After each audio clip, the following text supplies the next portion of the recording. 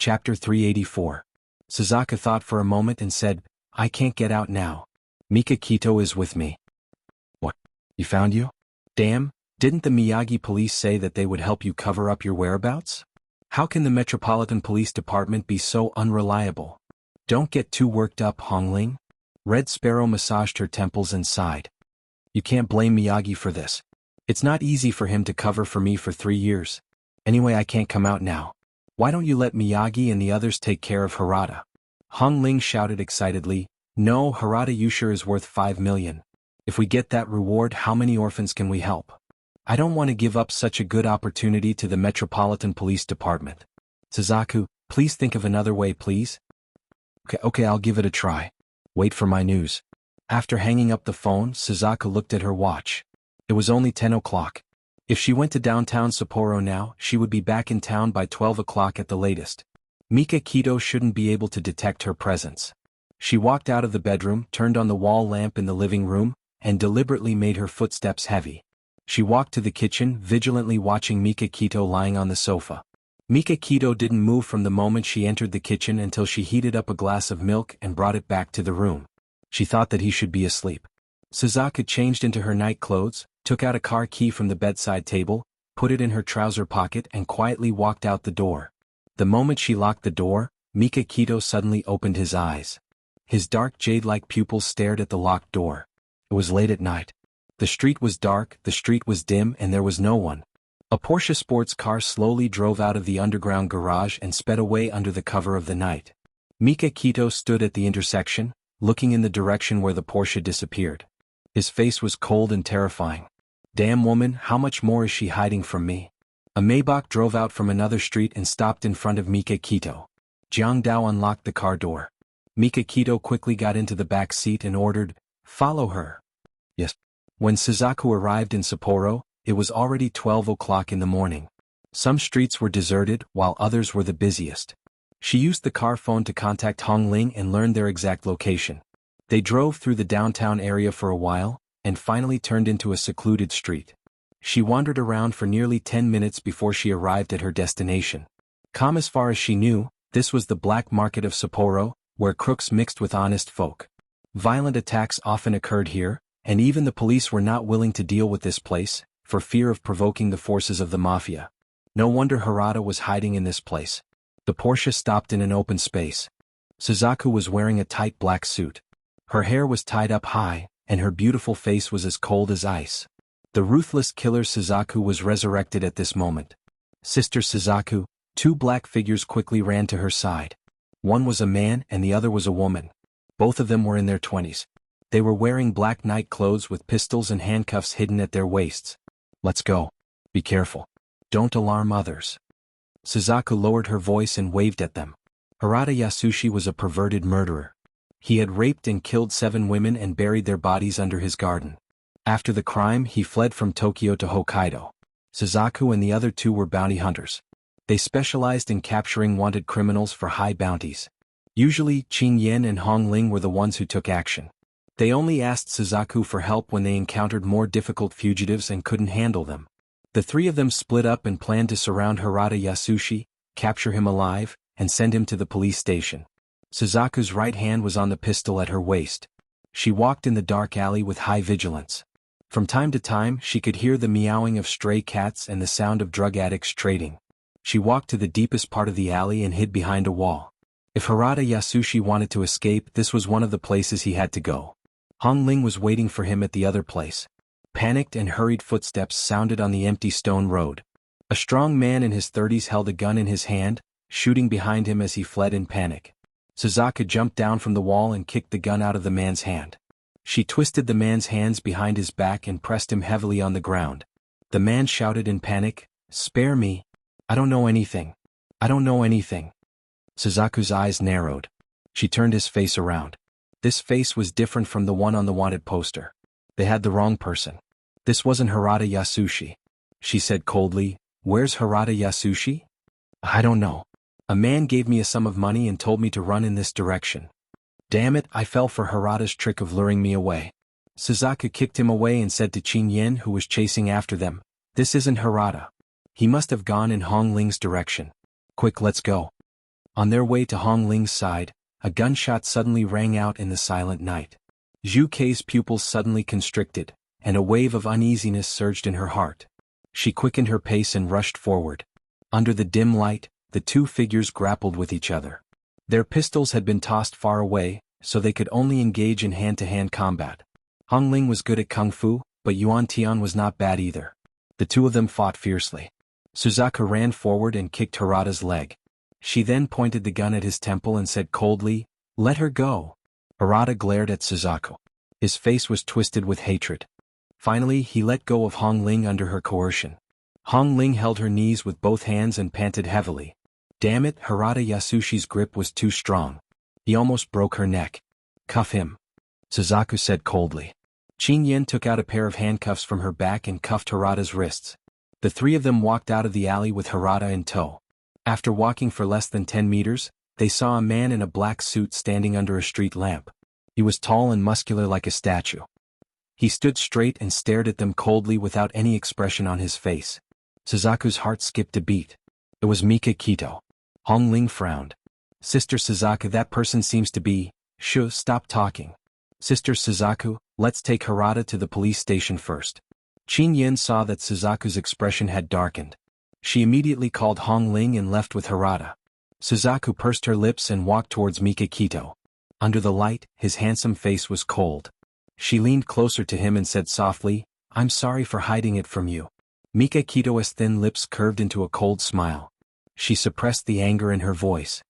"Have you been like this for the past 3 years?" She had been with him for so long. Of course, she knew that he was on the verge of exploding. The stupidest thing to do was to go against him, and the smartest thing to do was to show weakness. She took a step forward and hugged his waist slowly. She leaned her head on his chest and said softly, "I was wrong. I apologize." Mika Kito froze. Although they already had a child, they rarely had physical contact, especially when she took the initiative to get close to him. It seemed like this was the first time. The time when he was under the influence of the aphrodisiac didn't count because he wasn't conscious. He lowered his eyes and looked at the woman in his arms. She was so gentle and pitiful. She was completely different from the cold and aloof person he used to know. It was as if a basin of cold water had been poured over his head, extinguishing most of the anger in his heart. He wrapped his arms around her waist and hugged her tightly. He said in a deep voice, "Don't do such a dangerous thing again." She raised her head and looked at him, her eyes filled with smiles. "Got it. I won't do it again." Although he had already received her guarantee, Mika Kito was still a little unhappy. Just thinking about how she had put herself in danger for the past 3 years made him feel like he was about to go crazy. He pulled her into his car with a dark face and sat in the driver's seat. He chased Jiang Dao into Suzaku's car and ordered Jiang Dao to drive her Porsche back to town and take care of his precious son. "Wait a minute," Suzaku grabbed his arm and asked in confusion, "Aren't we going back together?"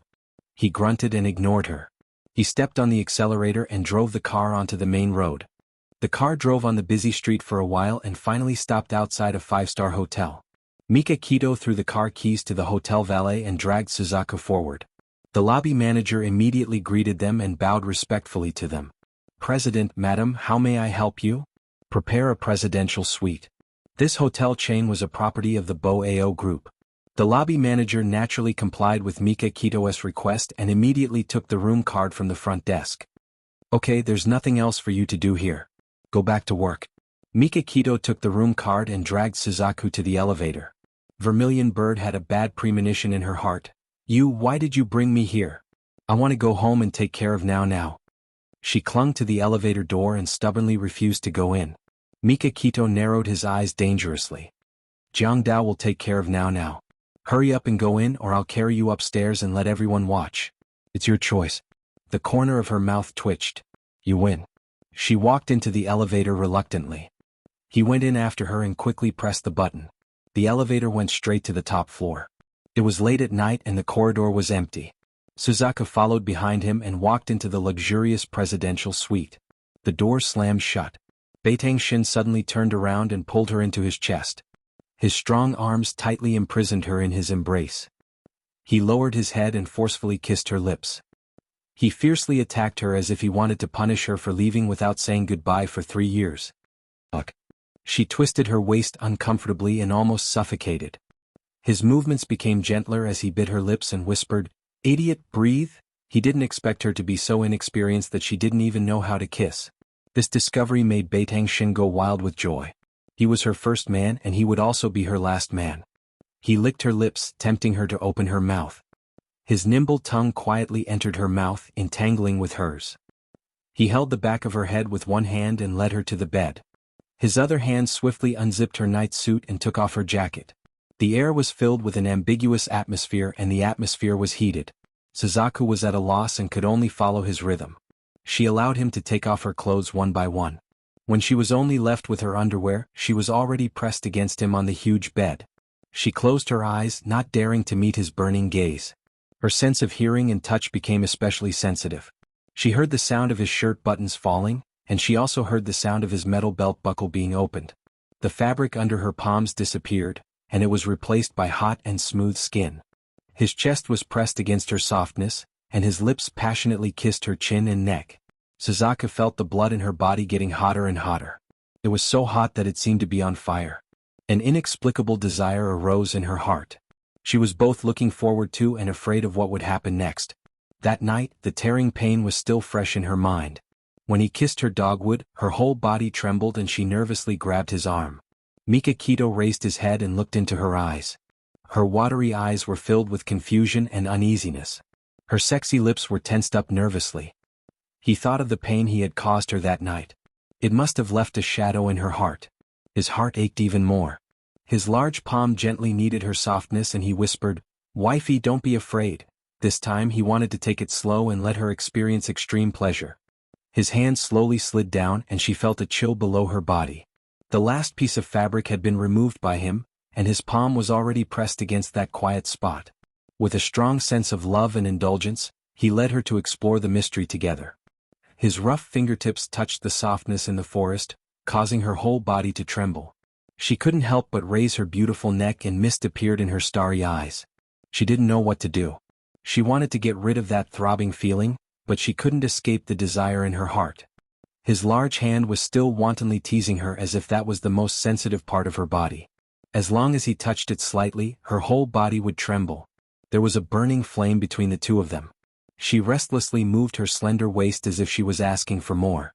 His whole body was tense and that part was already hard as iron. However, he didn't rush in recklessly. Instead, he carefully continued to kiss her. His wet and hot kisses almost covered her entire body. When she was kissed to the point of forgetfulness, he quietly went in. Although they had already done enough foreplay, her body still tensed up at the sudden intrusion of a secret that had not been opened to anyone for 3 years. "Wifey, relax. Don't be afraid." Mikakito was already at the limit of his endurance.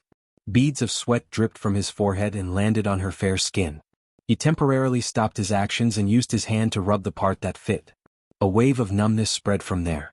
She gradually relaxed and opened her eyes slightly. Seeing that he was enduring so much pain, her heart softened. She took the initiative to reach out and wrap her arms around his strong waist. She shyly whispered, "It's done?" He saw that she didn't seem to be in so much pain anymore, so he tried to move. The pleasure of being tightly wrapped came like a tidal wave, and he couldn't hold it back any longer. He followed his instincts and went deeper and deeper. Awesome novel xianxia 866. Chapter 385. The slow rhythm gradually changed and became as fierce as a storm. She floated up and down with him, indulging in the pleasure he brought.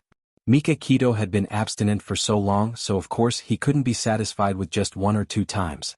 He hugged her on the bed, on the table, on the windowsill, in the bathtub, and devoured her over and over again. She was so tired that she couldn't even open her eyes. In the end, her whole body hung limply on his body. He hugged her tightly, pressed into the deepest part of her body, and whispered those 3 words in her ear. Tears fell uncontrollably. She hugged him tightly in a daze, thinking that she was in a dream. Suzaku didn't wake up until the evening of the next day. She found herself curled up in Mikakito's arms, her hands pressed against his bare chest. He seemed to have been awake for a long time. He looked down at her face and smiled slightly. "You're awake." His voice was mellow and gentle.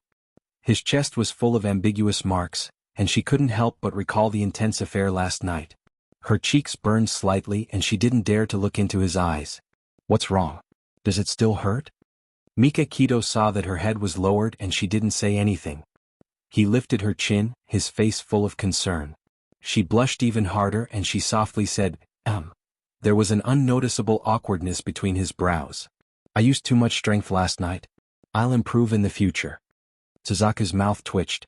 She couldn't help but say dryly, It's not a matter of whether you use too much strength or not, but the number of times. He coughed. So your husband is quite capable, but he's also quite annoying? She snorted but didn't say anything. He kissed her hard on the cheek and reached out to take a tube of ointment from the bedside table. He unscrewed the cap, and a fragrant smell wafted into her nose. She didn't understand. What are you doing? I'm helping you apply the ointment. He smeared a little ointment on his finger and stretched his finger to the inside of her leg. She closed her leg shyly. I'll do it myself. Take your hand away. Honey, you're clamping my hand so tightly. How can I take it out? His tone was serious, but the content of his words was full of lust. She couldn't wait to find a hole to hide in. She loosened her legs and gritted her teeth. Come out quickly. His lips curled into a mischievous smile. He did not do as she wished. Instead, he directly penetrated her. She let out a soft cry out of reflex. Her body trembled as she clung tightly to his embrace. The tightness he felt with his fingers made him involuntarily think of Feng Kuang last night, which almost drove him crazy. He forcefully suppressed the fire in his heart and slowly smeared it. After applying the ointment, Suzaku was already limp in his arms, and he wasn't any better. A certain part of his body was on fire. Considering her body's condition, he could only secretly take deep breaths to suppress his throbbing. Gurgle gurgle. Mikakito chuckled darkly. Suzaku glared at him. What are you laughing at? Haven't you seen others being hungry before? Mikakito stroked her hair good-naturedly. Don't be angry. The waiter will send the food over right away. The waiter pushed the dining cart and sent a sumptuous dinner to the living room. After washing up, the two of them wore bathrobes and sat at the dining table to enjoy a candlelit dinner. He considerately helped her cut the steak, poured wine for her, and gazed at her with a gentle and doting smile. All of this was so beautiful that it felt like a dream. In the past, she didn't even dare to imagine that such a day would come. She stared at his handsome face under the candlelight with a dazed expression. Silly, what are you thinking about? Mikakito stroked her hair behind her ear and smiled. She smiled. I just didn't expect that we would develop to this point. He put down the cutlery and pulled her into his arms. I'm sorry to have made you wait for me for 3 years. 3 years was enough for him to sort out his unrealistic fantasies and start a new relationship. What he had missed was gone forever. He wanted to seize the happiness that belonged to him in this limited life. She wrapped her arms around his waist and leaned her head against his chest. A peaceful smile bloomed on her face. After dinner, she wanted to go home. She was worried about making a scene. However, Mikakito said that before going home, he wanted to take her to a place. It was a beach very close to the town where she lived. The seaside in winter was already a little cold. The cold wind rustled and the fishy smell of the sea hit her in the face. Under the dark night sky, a circle of lotus lanterns was lit on the beach in the distance. The lotus lanterns were connected to each other, and hundreds of them formed a large heart-shaped circle. After Mikakito got out of the car, he opened the door for her and held her hand as they walked towards the bright lights. He held her hand and stepped into the heart-shaped lights. They were surrounded by a circle of lights. Under her surprised gaze, he knelt on one knee on the beach and held her hand tightly. He gazed at her delicate eyes affectionately and said slowly, Miss Lin, will you marry me? Her eyes were filled with tears, and they were sparkling under the candlelight. She smiled. I will. Although the proposal was late by 3 years, she was very happy. She was really very happy. He smiled and kissed the ring on her ring finger seriously. Then he got up and hugged her tightly in his arms. Wifey, come back to Tokyo with me, okay? She looked up and kissed his smooth chin. Okay. Surprise flashed across his eyes. He lowered his head and kissed her lips, unwilling to let go for a long time. Just as they were kissing, bright fireworks bloomed in the night sky. It was a beautiful sight to behold. On the way home, Suzaku looked at her handsome side profile and couldn't help but laugh. Did you learn all these tricks from The Story of Love? His lips curled up. You heard that? She glared at him. Don't forget that I'm a killer. I have sharp ears and eyes. Although you deliberately lowered your voices, I still heard it clearly. Thank you for not exposing us. Mikakito chuckled happily. She nodded seriously. You're welcome. Although the tricks are cliché, the effect is passable for the sake of the person who used them. Mikakito wasn't angry. Instead, the smile in his eyes deepened. To think that an old man like me learned how to woo my wifey. Fortunately, my wifey is satisfied. Otherwise, I wouldn't know how to end this. Is there anything you can't handle? She looked at him with a smile. In her eyes, he was a man of indomitable spirit, a godlike existence that could call the wind and summon the rain. She respected him and loved him even more. He chuckled. Not anymore. After she agreed to go back with him, there was nothing that could stop him anymore. The two of them returned home. Now was playing on the sofa with Grandma Kimura's little tabby cat in his arms. Jianghu sat beside him to accompany him.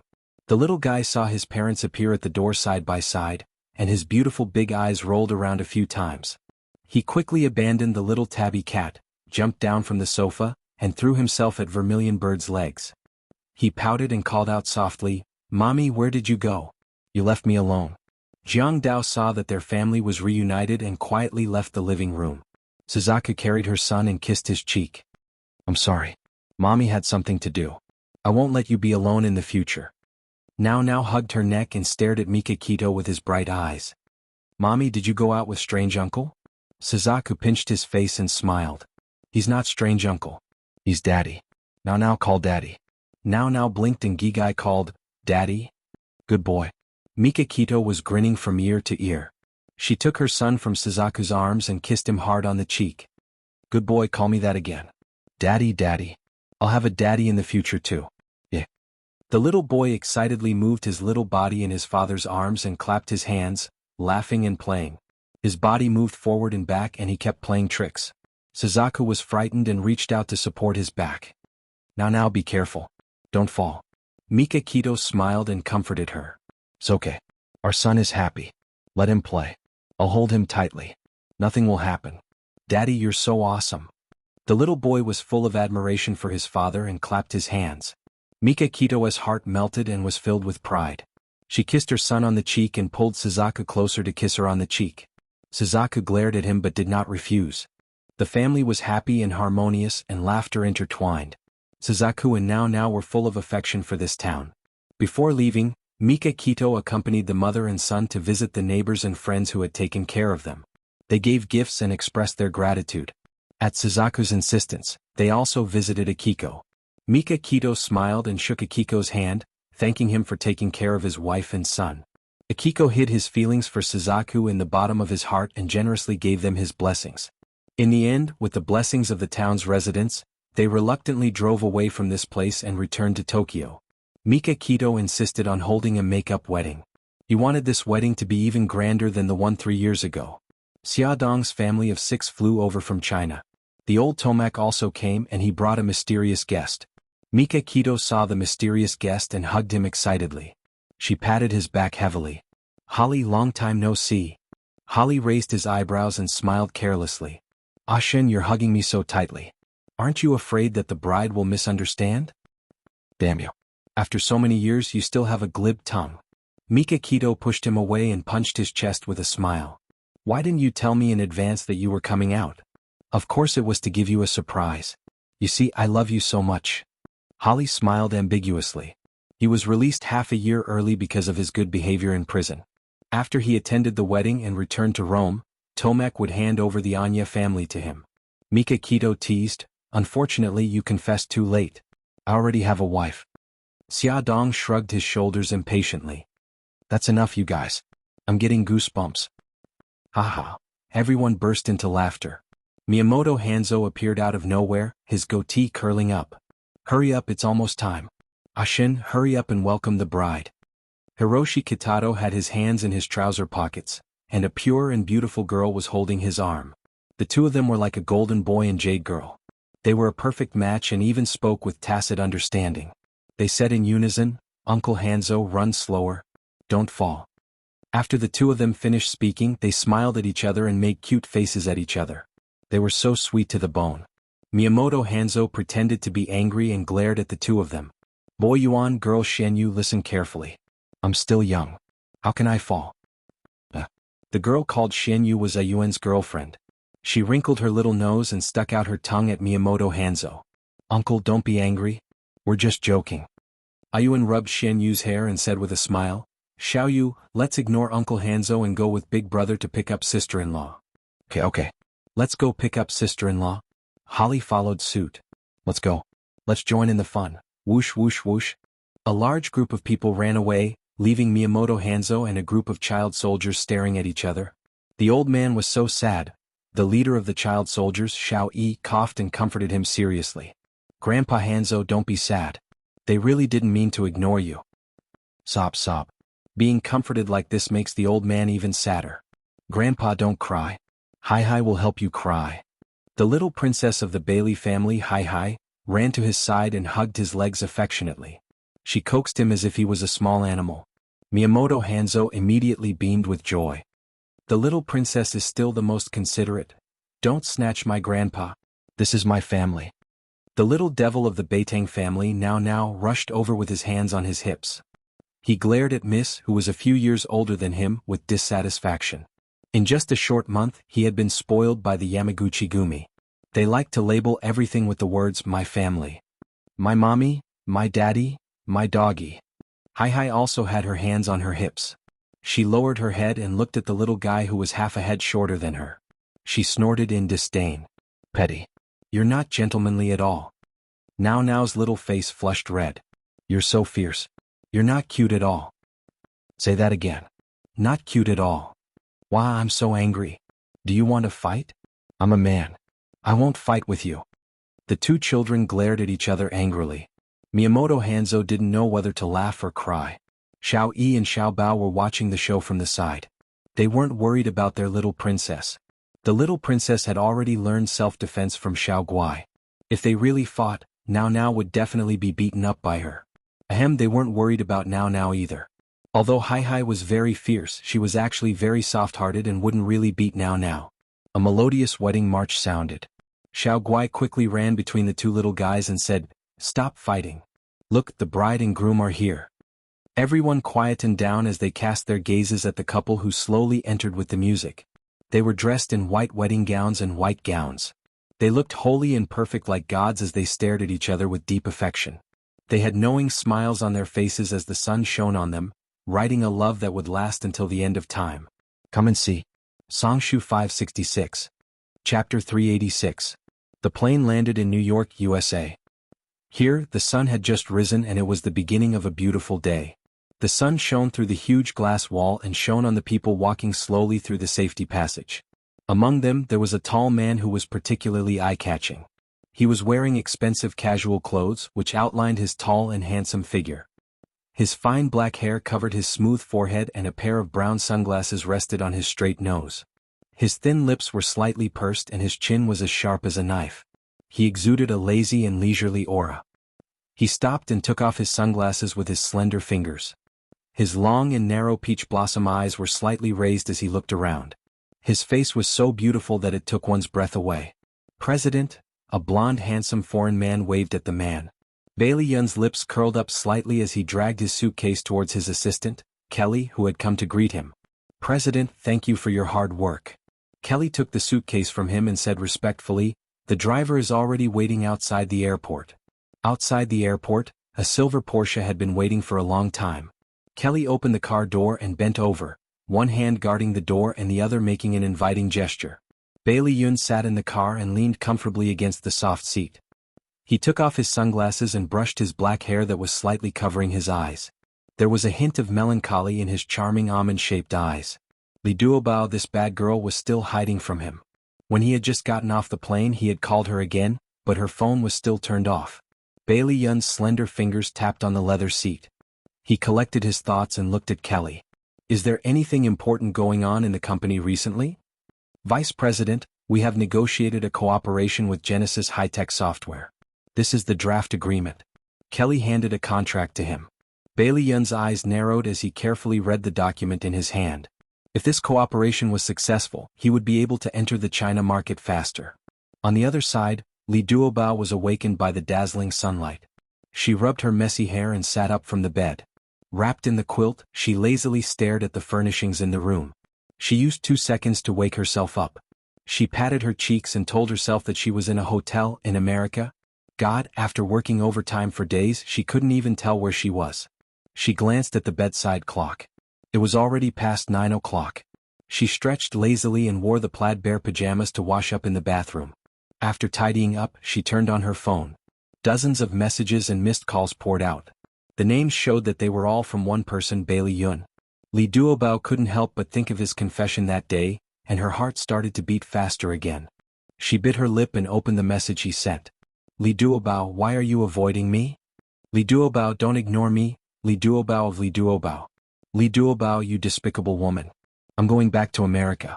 Will you die if you talk to me? Li Duobao, where are you? I'm worried to death. Li Duobao, I'm worried about you. Tell me, are you doing well now? Li Duobao, I'm leaving. I won't give up. I'll keep chasing you until you agree to me. The last message he wrote was, Li Duobao, I like you. I like you very much. Li Duobao looked at these messages in a daze. His anger, his helplessness, his anxiety, and his deep feelings were all conveyed to her through these short messages. She couldn't help but think of the time she spent with him. Although it wasn't long, it was full of laughter and sweetness.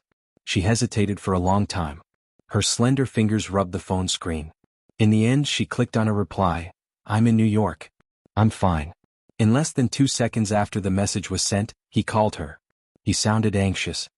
Li Duobao, why are you avoiding me these days? She bit her lip.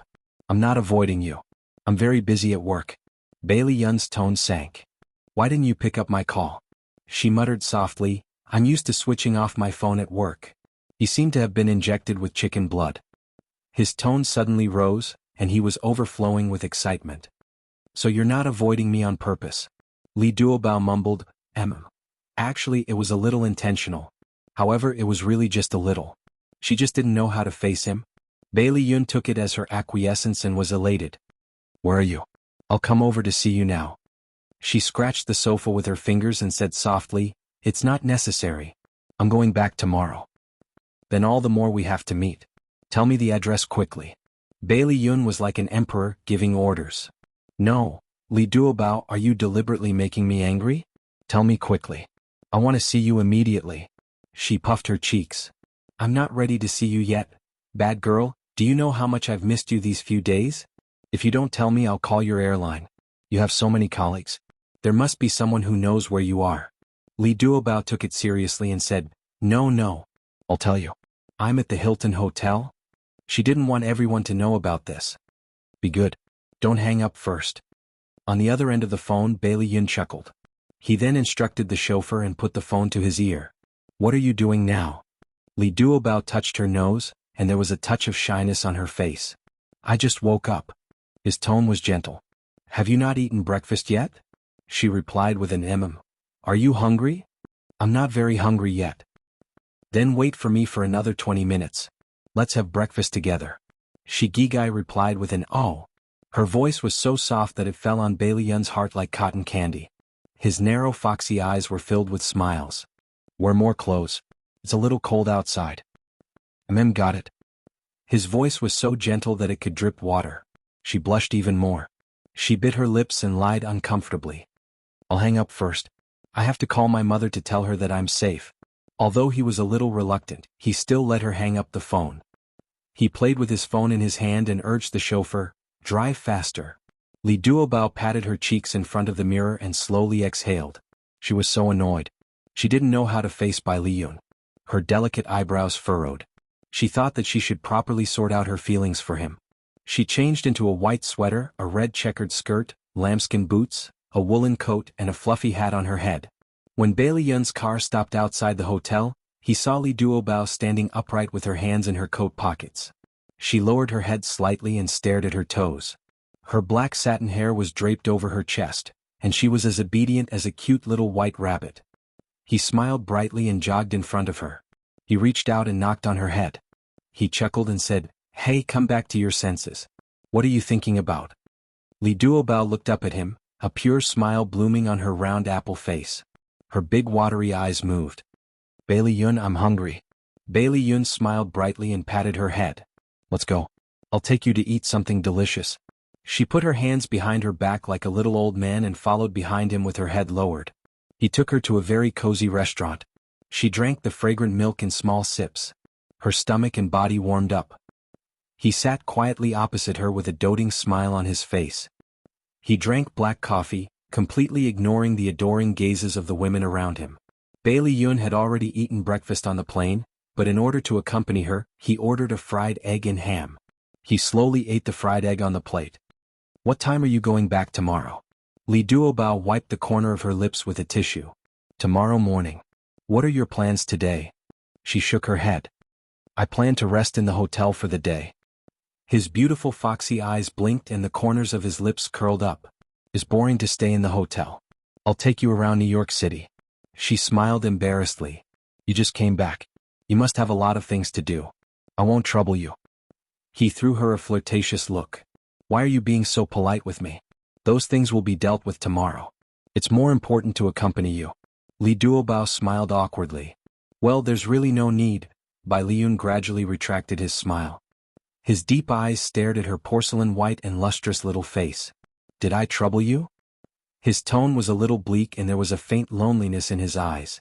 She actually felt her heart ache and hurriedly explained, No, I just haven't thought of how to respond to you.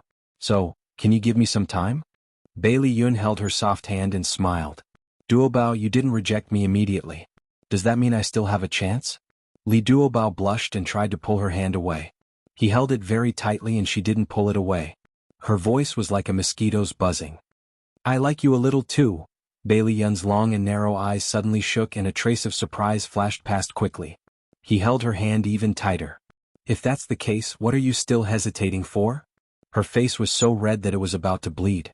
She bit her lips and lowered her head, not daring to look into his eyes. You used to have many girlfriends. I don't know how long your feelings for me can last. I just want to marry an honest man, a man who can love me for the rest of my life. Do you understand what I mean? At that moment, Bailey Yun's heart felt as if it had been pricked by a needle. It was a sharp pain. There was a price to pay for being young and frivolous. When he was fighting with Suzuki Chisakura for Xiao Bao's custody, he already understood this principle. At this moment, Li Duobao's distrust of him made him feel the pain of eating his own medicine once again. He was silent for a long time, so long that it made Li Duobao's heart ache. She hurriedly looked up. Bailey Yun, I'm sorry. I didn't mean to hurt you. Awesome novel Hongcha 866. Chapter 387. Bailey Yun smiled bitterly. No matter what happened in the past can't be changed. It's only right that you can't trust me. I'm also full of guilt about my past. I'll definitely wait until the moment you're willing to accept me. He held her hand tightly. Duobao, I'll let you understand that my feelings for you are sincere. If I had known that I would meet you, I would have kept my chastity for you. The words, keep your chastity, might be an exaggeration, but it deeply hit Li Duobao's heart. Her heart trembled. In his eyes, she saw determination and affection. However, you once said that men were the best at lying. Li Duobao thought for a moment and said, I still can't give you an answer immediately. Bailey Yun, let's start as friends, okay? She raised her small face, her eyes as clear as crystals. Bailey Yun let go of her hand and smiled. Okay, I said that I'll give you time until you accept me. The corners of her lips curled up high, and her face was filled with a bright smile. She clasped her hands together with an expectant expression. Then what are we going to do today? You said just now that you're going to take me out for a walk. Bailey Yun chuckled. This girl's thoughts jumped really quickly. However, she didn't want him to accompany her just now, but now she changed her mind. It could be considered an improvement.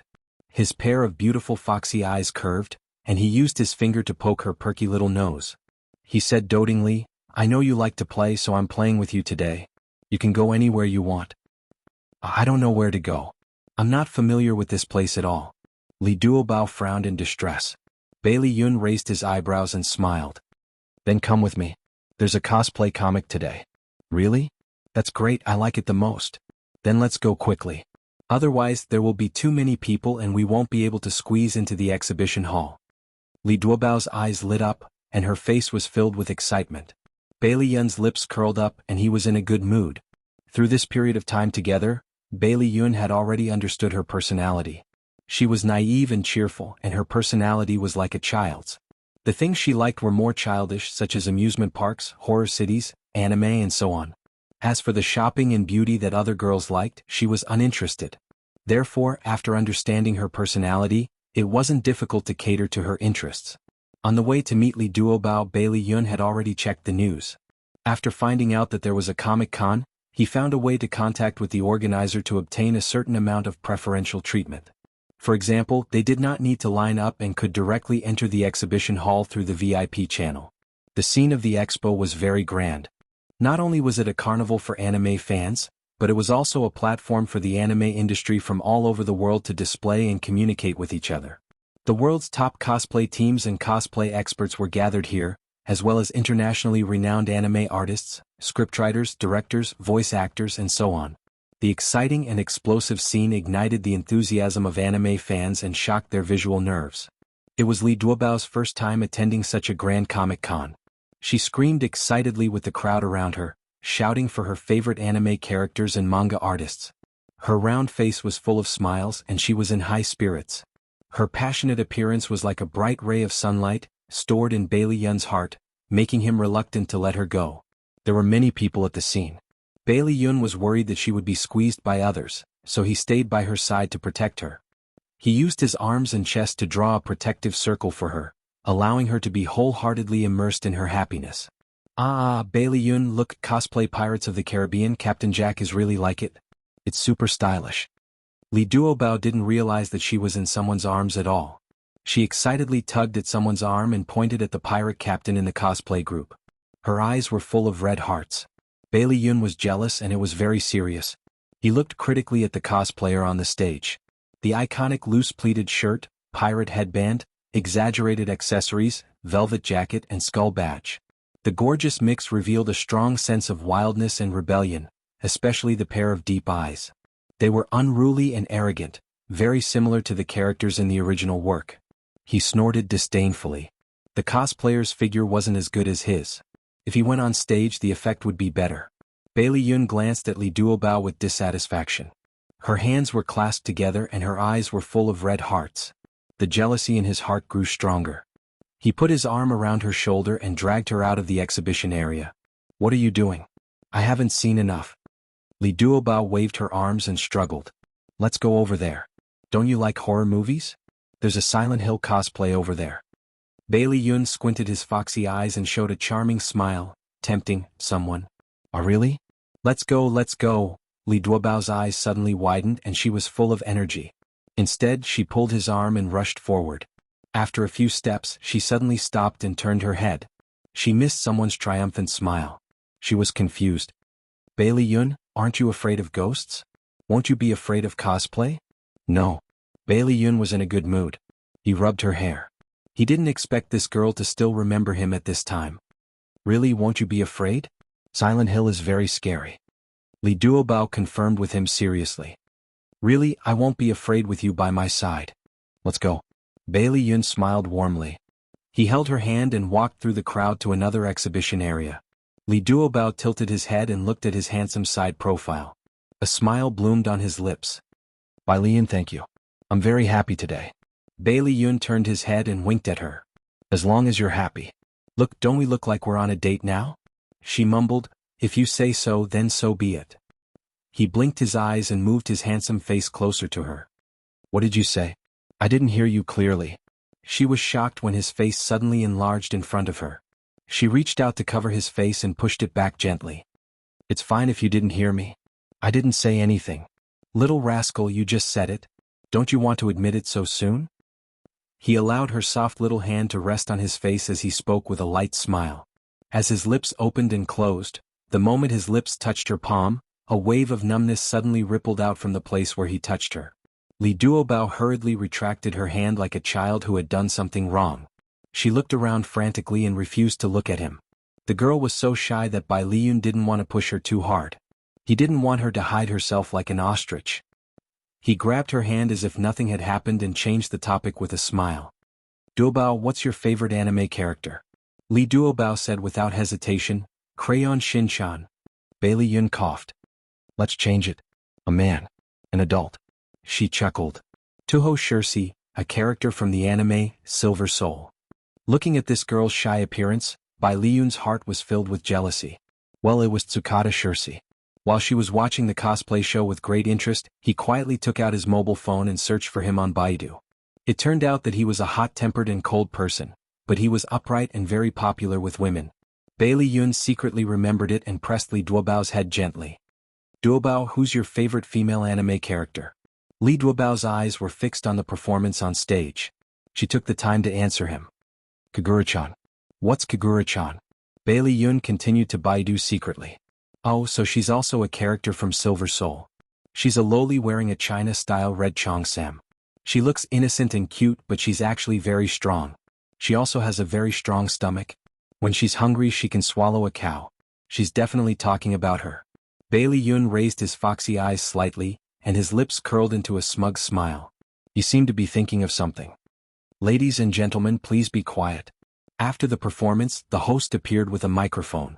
Today, in order to thank everyone for coming, we have specially prepared a small program. We will select a man and a woman from the audience as guests.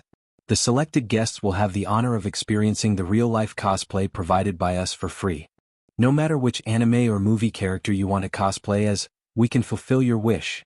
Now, please raise your right hand and let me see your desire. Wow, that's great. I want to participate. Choose me, please, you must choose me. Everyone in the venue was excited. Li Duobao's blood was boiling, and her face was glowing with a different kind of expression. She hugged Bai Liyun's arm and cheered, "This is so fun. I want to participate too." Bailey Yun's lips curled. Okay. But there are so many people. I might not be chosen. Li Duobao looked around. There was a sea of people, and everyone was raising their arms high and shouting, "Choose me." She was immediately discouraged. Bailey Yun smiled brightly. "You'll definitely be chosen. Believe me, I'm a prophet." She stuck out her tongue playfully. "I won't believe your prophecy. I'll let you see that my prophecy is correct." Bailey Yun grabbed her right hand and raised it high in the air. The host exclaimed, "Wow, so there are so many people who want to try. Unfortunately, we only have 2 spots. Who are these 2 lucky fellows?" Here, many people couldn't hold back and shook their right hand hard. The host shrugged. "I really want to give the enthusiastic friends over there a chance. Unfortunately, the decision is not in my hands. Let's welcome the organizer's person in charge, Mr. John."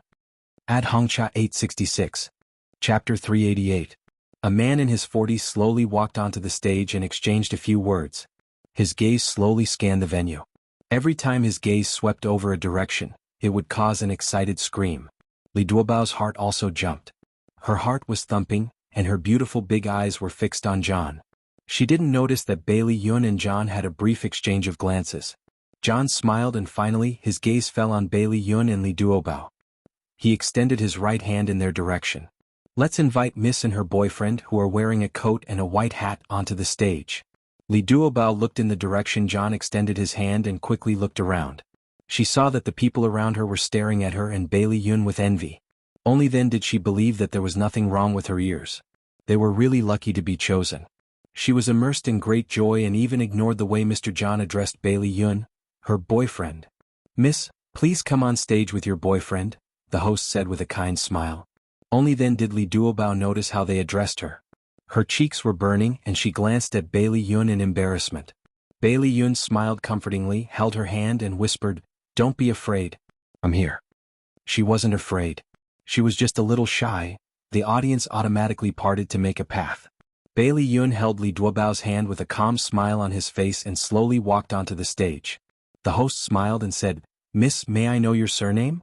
I'm lucky to be selected as a guest. Do you have anything you want to say?" Bailey Yun glanced at Li Duobao. He thought she would have stage fright. He was prepared to be a hero and save the damsel in distress. He didn't expect her to be as calm as she was on the plane. Her cheeks were still flushed, but her expression was calm. She held the microphone in her hand and smiled cutely. "My name is Li Duobao. I'm a Chinese. I'm a fan of anime. I'm very grateful to Mr. John for giving me this opportunity. Thank you." "Sir, as Miss Li's boyfriend, what do you think of her hobbies?" The host raised the microphone in front of Bailey Yun. Raising his brows, Bailey Yun humorously replied, "Thank you for your recognition. Actually, I'm not Duobao's boyfriend yet, but I'm working towards that identity. There's an idiom in China called, 'Love the house, love the crow.' It means that if you love someone you have to love the crow on her roof as well. I even love the crow on her roof, let alone her interests and hobbies." There were many Chinese in the audience. When they heard his teasing confession, they all cheered and applauded for him.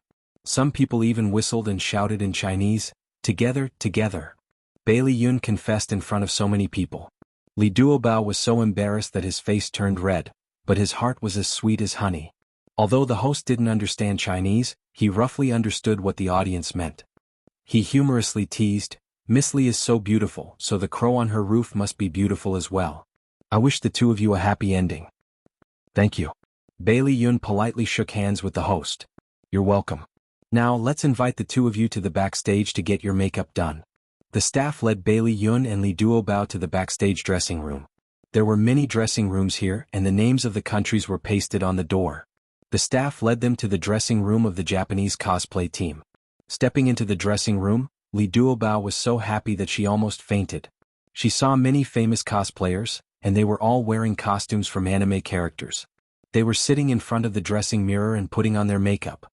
There were several rows of cosplay costumes in the room, and there were all kinds of styles. The leader was a very handsome man and he was also a famous cosplayer. He was very enthusiastic towards Bailey Yun and Li Duobao. He asked the female assistant to lead Li Duobao to the girls' dressing room, and he personally led Bailey Yun to the men's dressing room. The leader's slender fingers supported his chin as he smiled. "Mr. Bailey, who do you want to cosplay as? I personally suggest that you cosplay as Sha Shengmaru. Your temperament is closer to him." Bailey Yun sat in front of the dressing mirror and looked at the leader through the mirror. He smiled. "Thank you for your suggestion, but I already have a target." More than an hour later, after the makeup artist's meticulous work, Bai Liyun's style was completed. The leader looked at him carefully and his face was full of surprise. "Mr. Bai Liyun, if you want to join our team, we will welcome you very much." The corners of Bai Liyun's lips curled up. "I appreciate your good intentions. So, my current appearance is considered very successful?" "Of course it's very successful. This is the best cosplay of this character that I have ever seen." The leader did not hide his admiration for him. Bailey Yun smiled happily and touched his thin chin. With his current appearance, he should be able to charm that little girl. The sound of footsteps could be heard, and Li Duobao, who had finished cosplaying, appeared.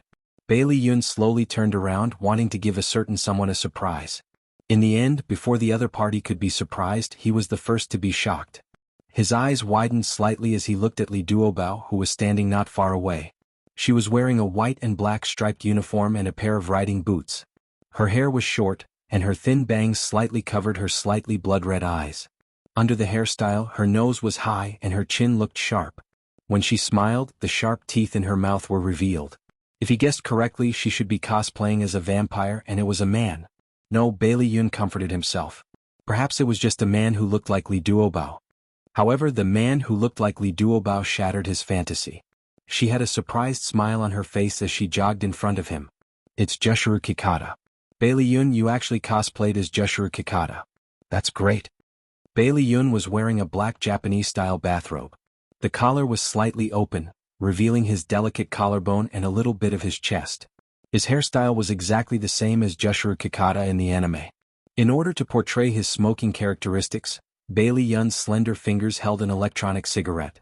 His eyes were deep, as if he was thinking about an important life question. Bailey Yun's mouth twitched. "Didn't you say that you liked Kagura? Why did you cosplay as a man?" Li Duobao chuckled. "Kagura is only 13 or 14 years old. If I cosplayed as her age, it wouldn't be suitable. Actually, I always wanted to cosplay as a vampire, so I cosplayed as a vampire knight. Isn't it handsome?" Bai Liyun silently cried in his heart. Handsome, very handsome. The feeling of her pretending to be a man was actually quite good. However, he wanted to stand together with her as a man and a woman, not as two men. Ah, bastard. Li Duobao didn't understand the pain and struggle in Bailey Yun's heart at all. She nervously and embarrassedly twisted her fingers. "Bailey Yun, can I hug you?" Bailey Yun was ecstatic and the knot in his heart was swept away. However, her next sentence made him feel that his life was bleak again. "I really like Jushiro Kikata. You cosplay as if a two-dimensional character came to life in the third dimension." She blinked her wet eyes and said pitifully, "So, can you let me hug you?" Bai Liyun was about to suffer internal injuries. Why was it that when he, a handsome and confident man, stood in front of her, she had never been infatuated with him? When he dressed up as a two-dimensional character, he was able to easily capture her heart. However, seeing that she was hugging his body, Bailey Yun felt a little more comfortable in his heart. He generously opened his arms and said, "Come." Thus, the vampire knight happily threw herself into Jushiro Kikata's arms. If one didn't look carefully, it would be two men hugging each other affectionately. This scene was seen by everyone in the dressing room.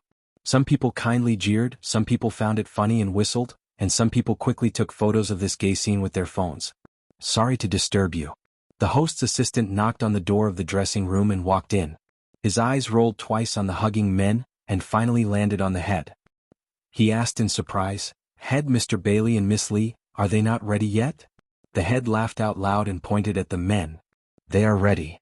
The assistant was so shocked that his eyeballs almost fell out. Li Duobao raised her head from Bailey Yun's arms, raised her hand and laughed. "I am Li Duobao. If the two of you are ready, please follow me to the front desk." The assistant coughed.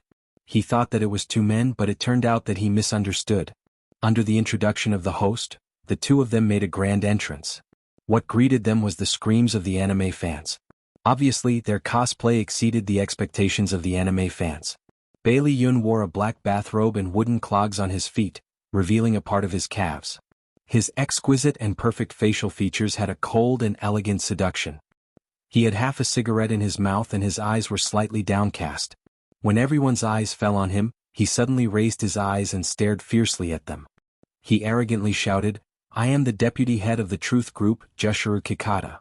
The anime fans screamed wildly and were so excited that they almost fainted.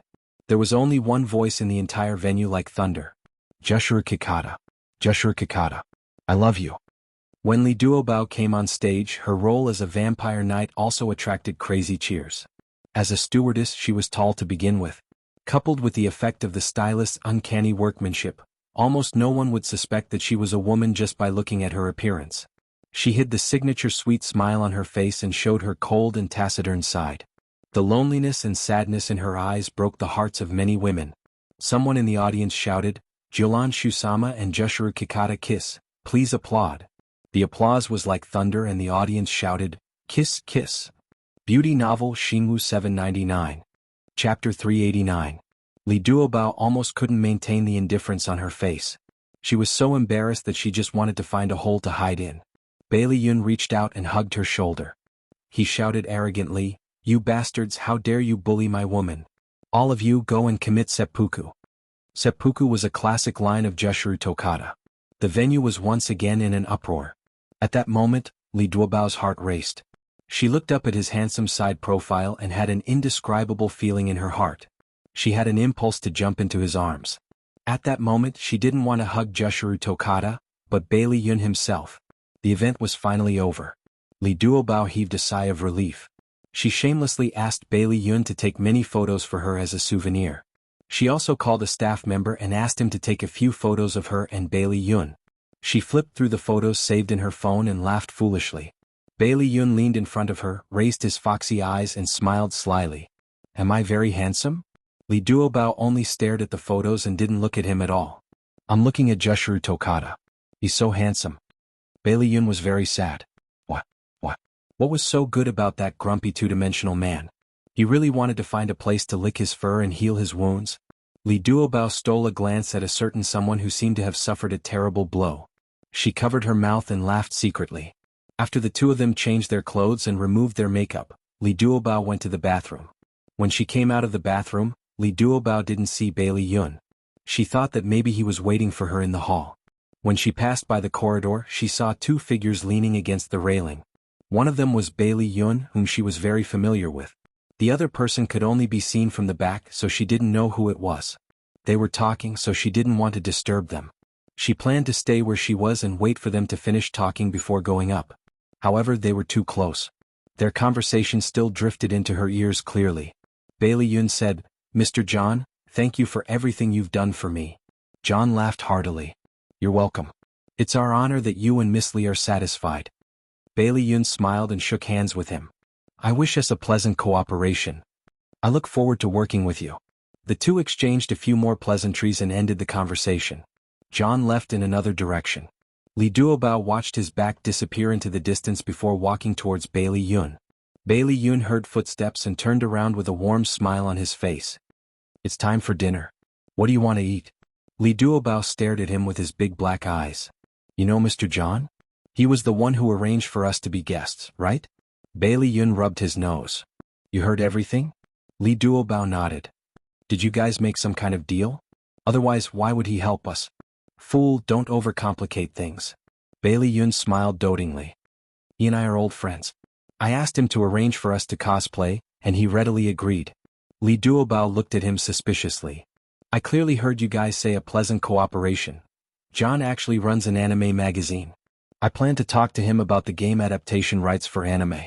Bailey Yun actually lied. They weren't old friends, but he used the game adaptation as a topic to negotiate with John. Oh, so that's how it is.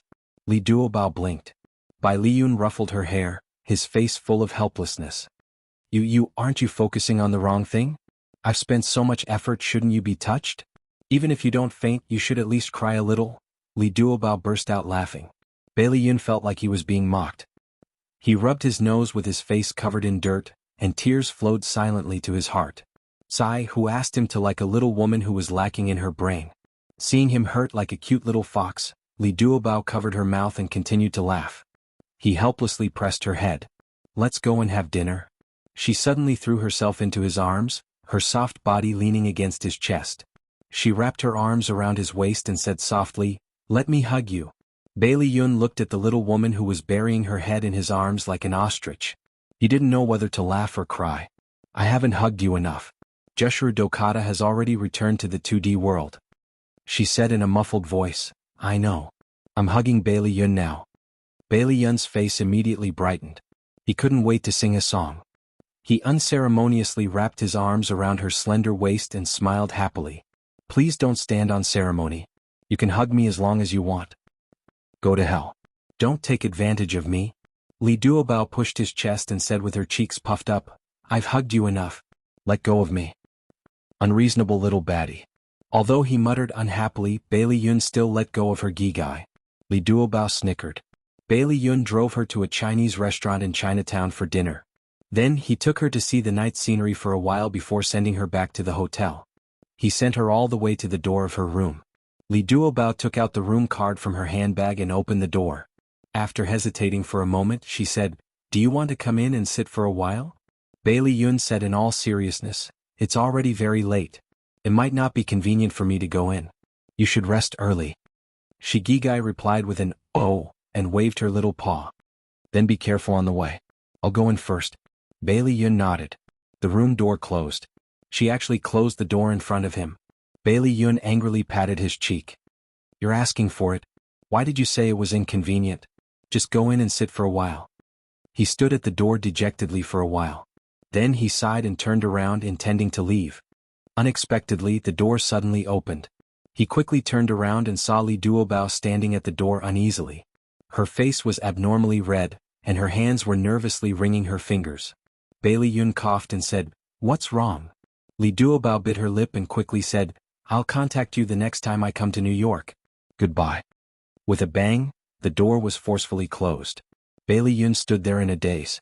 His smart brain seemed to have turned into a block of wood. After a few minutes he finally understood what she meant. He beamed and the corners of his mouth reached his ears. He excitedly patted the door and shouted, Duobao, when you return to China you must miss me. I'll always miss you too. When you're not at work you're not allowed to turn off your phone, you're not allowed to reject my calls, and you're not allowed to not reply to my messages. In the room, Li Duobao's back was leaning against the door. When he knocked on the door, the vibration was transmitted to her body. It was as if he was right beside her. Listening to his long-winded exhortations, she didn't feel annoyed at all. She cupped her burning cheeks with both hands and chuckled.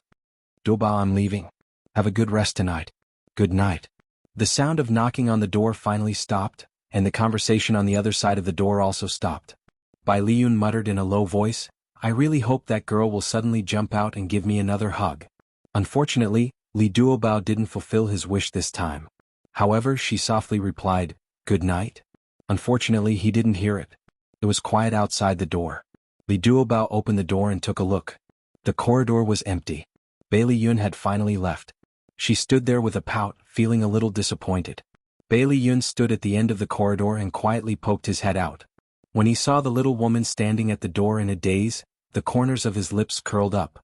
He suppressed the urge to run back and hug her. He hid behind the wall until she returned to the room and locked the door. Oh, you've fallen quite deeply, Bai Liyun muttered in a low voice as he raised his hand and patted his forehead. For Bailey Yun there were two things that were the most torturous. One was seeing Xiaobao once a month. Sometimes he missed her so much that he couldn't sleep. The second was his long-distance relationship with Li Duobao. She would stay in New York for 2 days almost every half a month. When she wasn't in New York, or when there was no way to contact her while on a flight mission, it was a kind of torture for Bailey Yun. There was only one way to relieve the pain of lovesickness, and that was to work hard and enter the China market as soon as possible. When the time came, he would stay in City A and marry Li Duobao. His wife and son would warm the bed. Everything would be perfect. Bailey Yun touched his chin and planned for the future. He worked even harder. Japan. Matsuda Industrial Group's CEO's office. Suzuki Chisakura sat in the office chair. There was no expression on her delicate and beautiful face. Her eyes stared coldly at the 2 men in suits who were bent over the desk. The stagnant atmosphere was suffocating. Pa. She suddenly slammed the desk and said coldly, "Why didn't you tell me about this earlier?" The 2 men bent even lower. One of them replied, "When we found out about this, you had already ordered to withdraw the surveillance on Bailey Yun and his family. We thought it wasn't important, so we didn't report it immediately." B** starred. Suzuki Chisakura's phoenix eyes turned cold. She exuded a vicious aura. "Your mission is to report everything you find out to me, not to judge for me what's important and what's not. If you can't even do this, what's the point of me keeping you?" If she had known that Bailey Yun was in contact with Li Duobao, and if she had known that Bailey Yun cared about Li Duobao, she could have used Li Duobao to threaten him. Perhaps she would have won the battle for Xiao Bao's custody. "We're very sorry. We won't do it again." The 2 men bowed deeply. The man who replied earlier said, "Madam, please give us another chance. We won't let you down."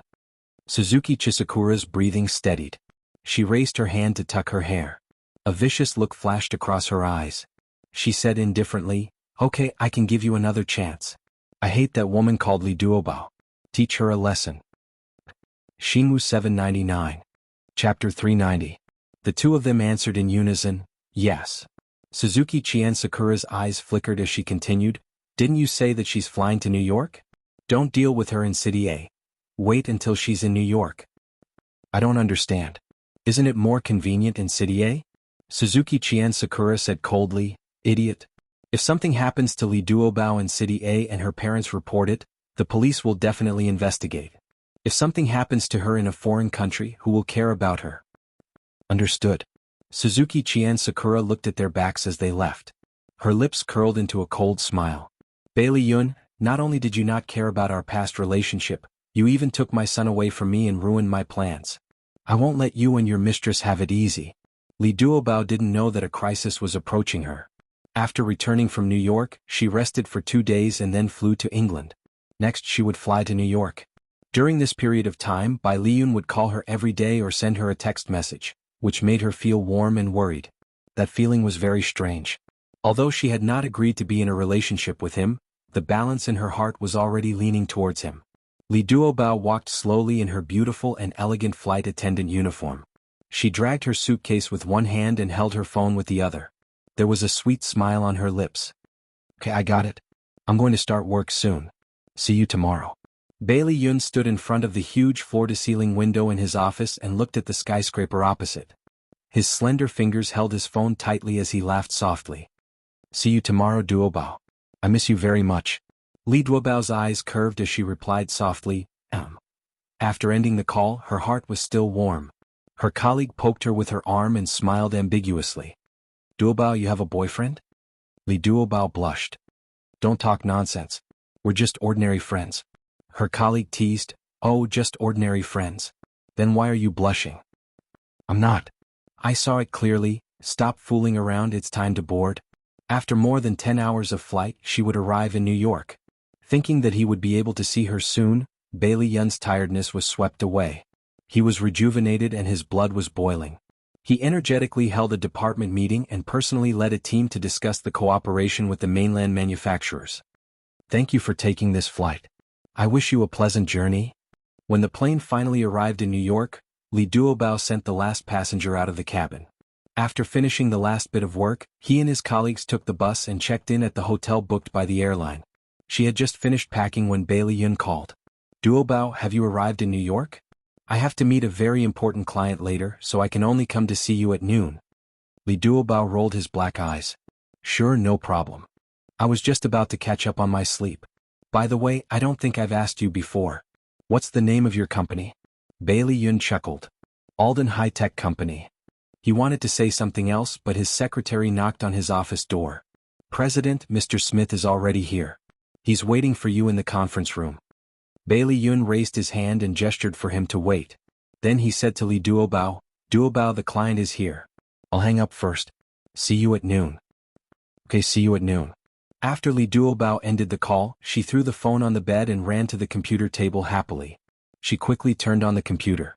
She planned to check Bailey Yun's company address and then sneak to his company to give him a surprise. She checked the address, took a shower, and rested for an hour. Then she took out a set of clothes from her suitcase and changed. She wore a light green windbreaker, a white lace skirt, and a pair of suede boots. She looked youthful and beautiful. She carried a white leather bag in her hand and went out in a good mood. Li Duobao had just walked out of the hotel when a taxi stopped by the road. The driver with a beard took out a photo from his pocket. He looked at Li Duobao and then looked at the woman in the photo. The corners of his lips curled up in satisfaction. It seemed that it was her. Taxi. Li Duobao stood by the road and stretched out her right hand. A taxi slowly drove in front of her. The driver with a beard looked at her casually. Miss, where are you going? Li Duobao opened the back door and sat in the car. She smiled politely. Seagram Building. Thank you. No problem, the driver replied calmly. He started the car and drove further and further away from the hotel she was staying at. Although Li Duobao didn't know much about New York, she used her phone to navigate the route to Seagram Building. So, when the driver deviated from the route, she immediately reminded him, Mr. Driver, you seem to be going the wrong way. That's right, Mississippi. This road can also lead to Seagram Building and it'll be faster. The driver looked at her through the rearview mirror. She couldn't see his expression because half of his face was covered by his beard, but there was something in his eyes that made her very uncomfortable. She thought it was her imagination and didn't take it to heart. She smiled. So that's how it is. The driver didn't say anything else and drove quietly. As time passed, Li Duobao felt more and more that something was wrong. According to the navigation on her phone, they were getting further and further away from their destination. She felt uneasy and made a prompt decision. Mr. Driver, please stop the car. I want to get out. Miss, don't worry. We'll be there soon. The driver didn't stop the car. Instead, he drove faster. Li Duobao didn't believe him anymore. Her expression changed and she secretly dialed Bailey Yun's number. After 2 rings, the call was picked up. Duobao, what's wrong? Bailey Yun, the driver suddenly braked. Li Duobao's body suddenly fell forward, and the phone in her hand fell on the car. She quickly bent down to pick it up. The driver quickly jumped out of the driver's seat and quickly opened the back door. Just as she picked up the phone, Bailey Yun's anxious voice came through. Hello, Duobao, what happened? Bailey Yun, save me. Let go of me, let go. Before Li Duobao could finish speaking, the driver grabbed her hair with one hand and dragged her out. The other hand snatched the phone in her hand and threw it in the middle of the road. A car sped past and crushed the plane. Li Duobao struggled with punches and kicks. What are you doing? Let go of me, let go. The driver cursed in English and suddenly raised his hand to hit the back of her head. Li Duobao's vision turned black, and she collapsed in his arms. In the meeting room, Bailey Yun's face was cold and his thin lips were pursed. With the last bit of rationality, he apologized to Mr. Smith. Mr. Smith, I'm very sorry. My lover is in danger now and I have to save her. Our meeting has to be rescheduled. Smith was very reasonable and said solemnly, if I can help, please don't hesitate. Bailey Yun shook his hand. Thank you very much. Bailey Yun was burning with anxiety. From the analysis of the situation on the phone, Duobao must have met with an accident. This was New York, a city with a very high crime rate. He could hardly imagine what would happen to a weak woman like her if she fell into the hands of criminals. Damn it, why didn't he accompany her? If he had postponed the meeting today, none of this would have happened. Bailey Yun blamed himself and was anxious. He quickly contacted the hotel staff. The hotel said that there was no one in Li Duobao's room. The doorman saw her leave the hotel an hour and a half ago and take a taxi. Bailey Yun asked anxiously, what's the license plate number of the taxi? I'm sorry, our staff didn't pay attention. Now they could only check the taxi company's vehicle records to locate which taxi Li Duobao was in. However, this could only be done by the police. When Bailey Yun was young and frivolous, he had dealings with the New York underworld. He had also been to the police station many times and had even made friends with a few police detectives. Now, these connections could be put to good use. He contacted his former underworld friends and asked them to help find Li Duobao's whereabouts. On the other hand, he asked the New York Police Department to come forward and find out that there were more than 10 taxis that had picked up passengers outside the hotel. After the police investigated these cars, they finally locked onto one of the taxis. Unexpectedly, during the investigation, the driver of the taxi claimed that his car had been robbed. The person who robbed his car was a man with a full beard and sunglasses. The investigation was a race against time. Every second delayed meant that Li Duobao would be in more danger. It was the first time Bailey Yun was so frightened. He tried his best to control his emotions. While waiting for the results of the police investigation, he looked around for ways to inquire about Li Duobao. Li Duobao's head was dizzy. In a trance, she felt someone pushing her body hard. A woman's voice shouted in her ear in English, "Hey, wake up!" She slowly opened her eyes and saw the face of a beautiful foreign woman. The woman retracted her hand, straightened her body, and hugged her shoulders with both hands. "She's awake. Take her to put on makeup." Li Duobao's mind was in a mess. Before she could figure out the situation, a black man in a black vest and ripped jeans stood out from behind the woman. He grabbed Li Duobao's arm and dragged her up from the ground. "Hey, what do you want? Let me go." Li Duobao struggled and refused to follow the black man. In these few seconds, she quickly looked around and found that she was in a dark room similar to a basement. She must have been kidnapped by the taxi driver and brought here. The foreign woman looked at her coldly. "You've been sold to me. Gigai, listen to me. Otherwise you'll suffer." Li Duobao's head exploded with a bang. He had been sold? Was it the driver?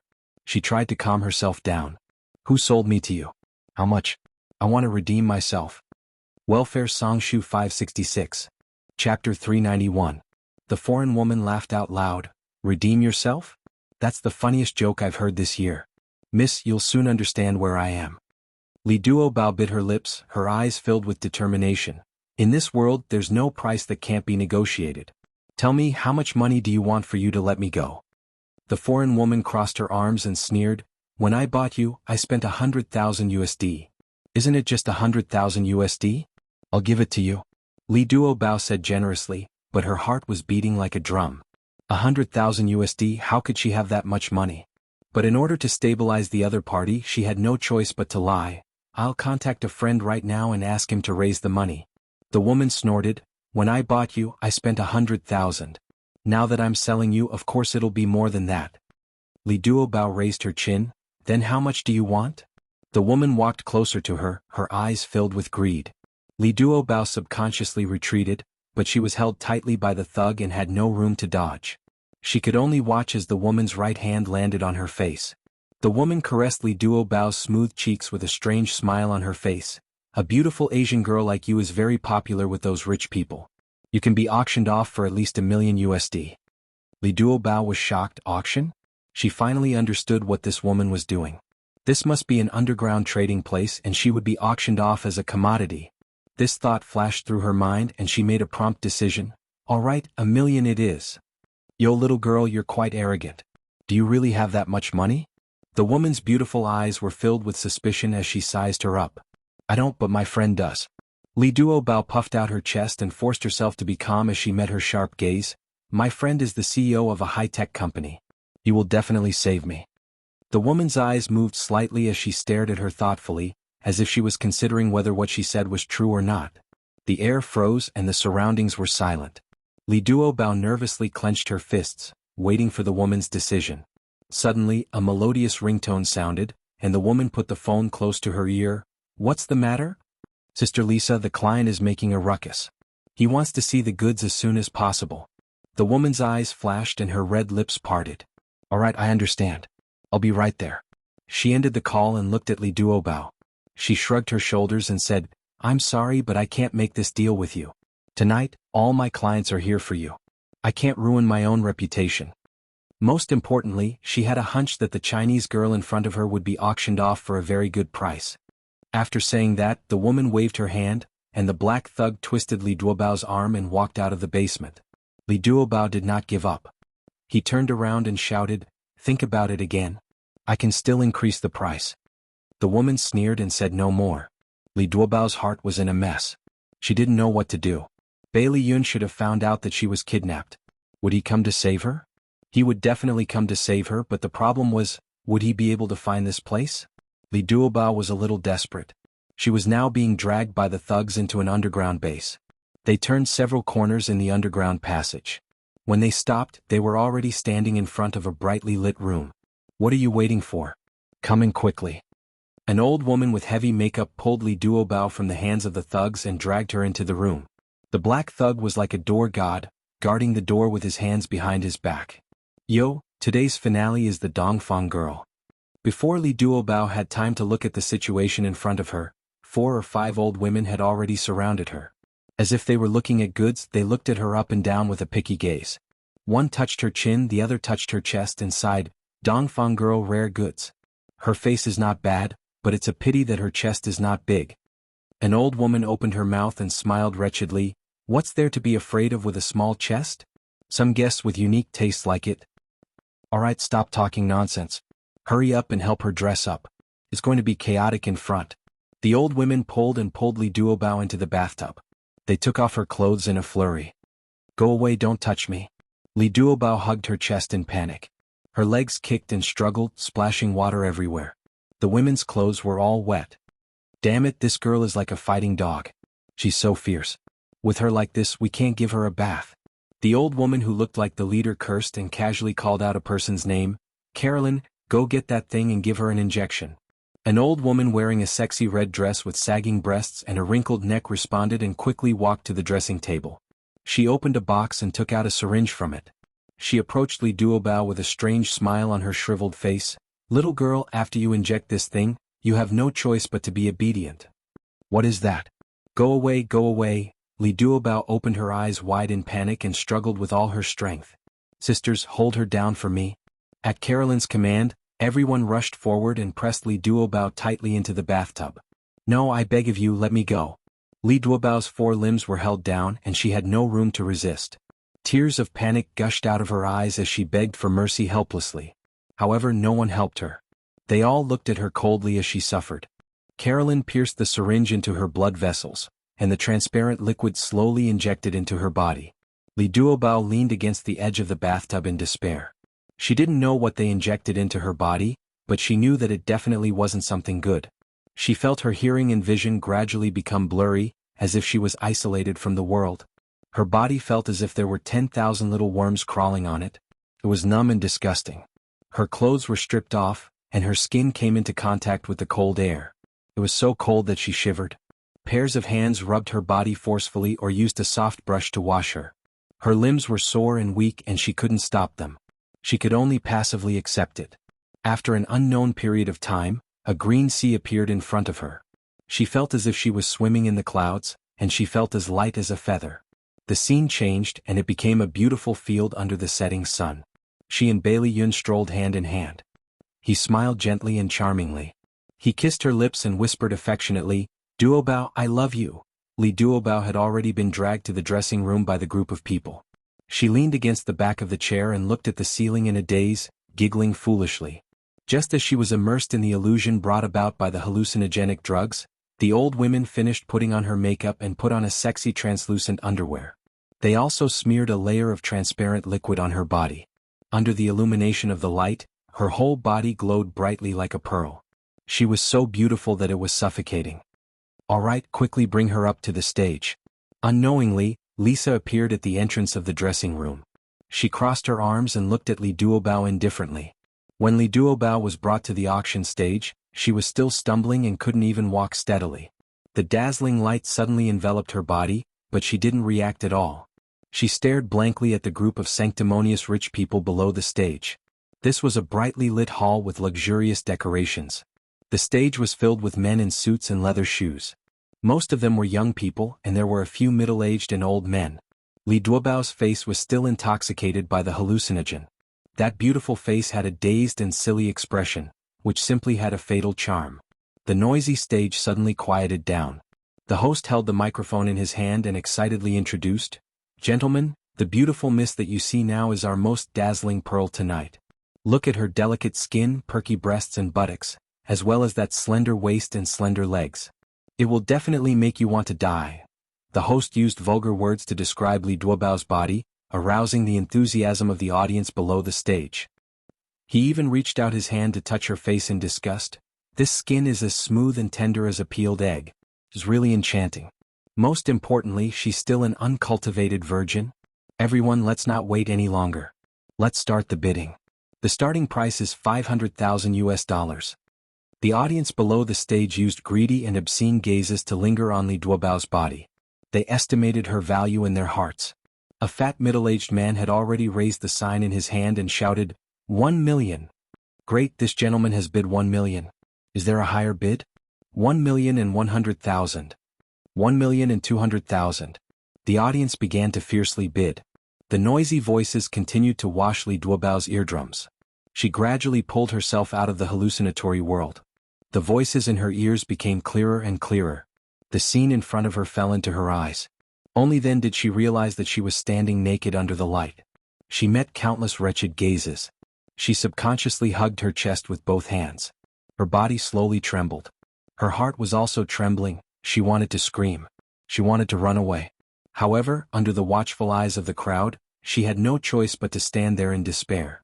There was only a voice in her heart telling her, Li Duobao, be strong. Don't cry.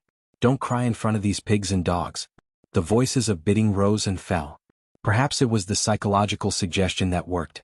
She slowly calmed down and expressionlessly stared at the group of people below the stage.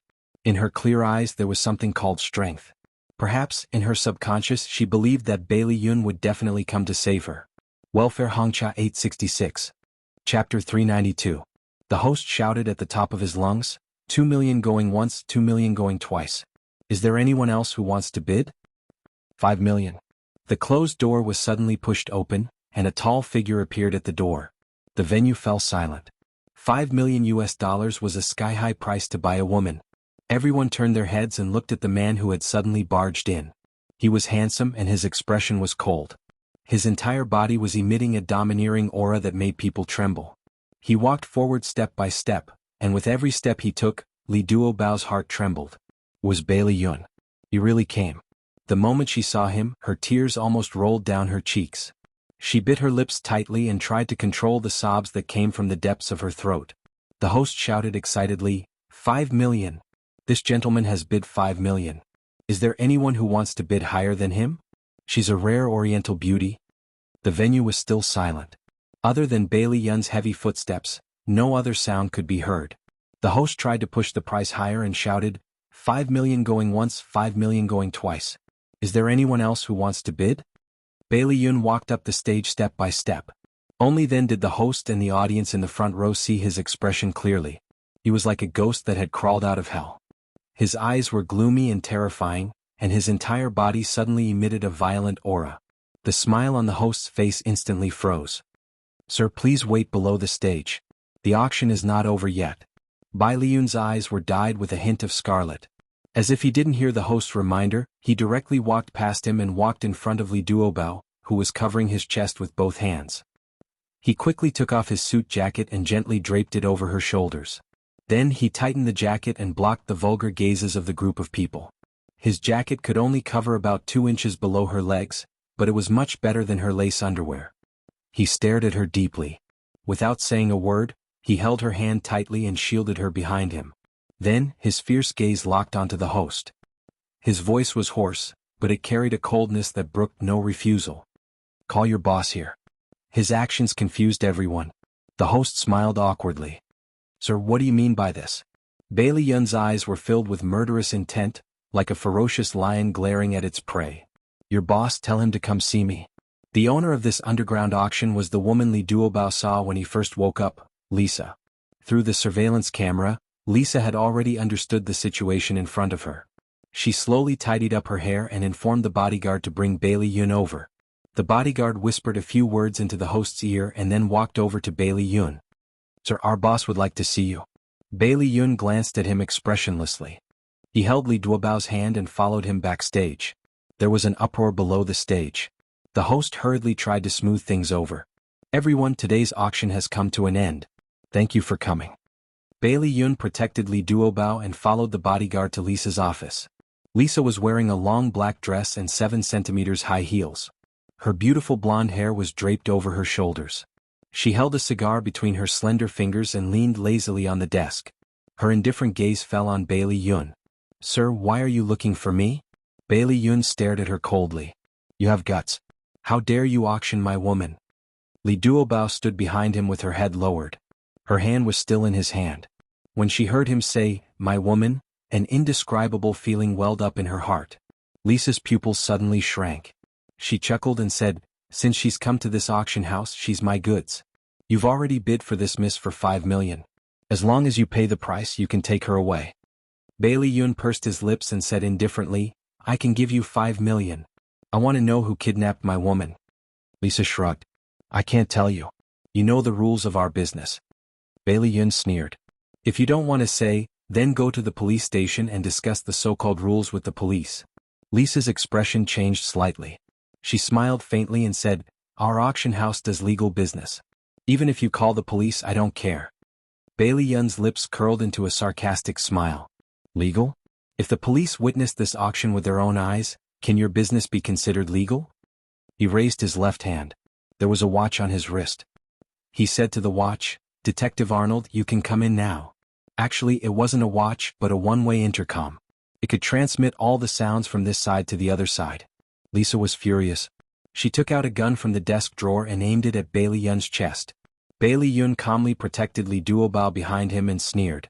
"If I were you, I wouldn't be so stupid as to add another crime to my name." "Shut up. I'm going to kill you." Before Lisa could pull the trigger, the office door was kicked open. A group of armed police surrounded them. "Police, don't move. Put down your weapons."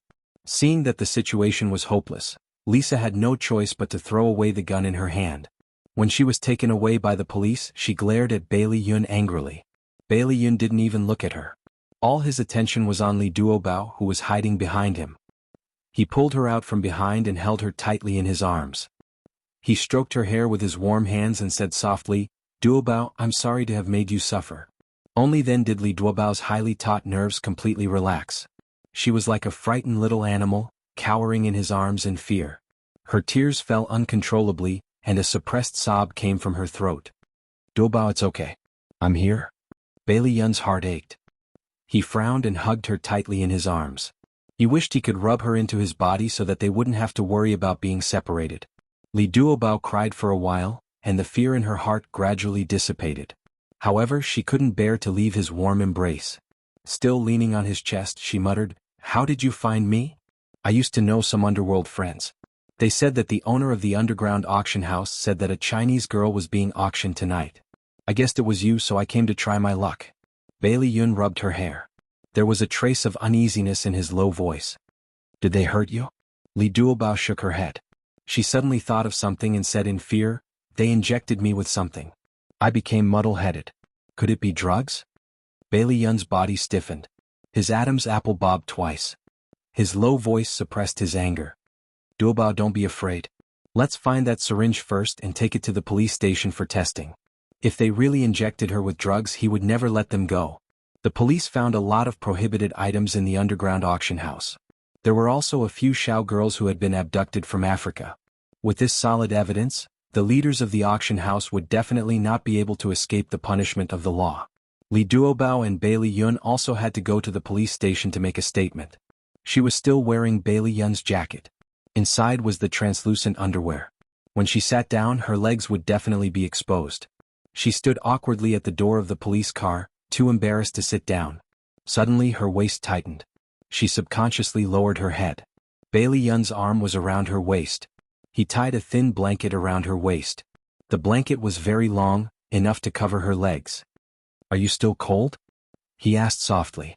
Li Duobao's long eyelashes trembled. She was touched by his thoughtfulness. He deliberately blurred the focus so that she wouldn't be embarrassed. She sniffed, shook her head and got into the police car. The police car quickly arrived at the police station. Bailey Yun wasn't in a hurry to get out of the car. Instead, he whispered something to the police officer who was with him. The police officer nodded and called for the driver. The two of them left first. Li Duobao reached out to open the car door. Bailey Yun stopped her. "Don't be anxious.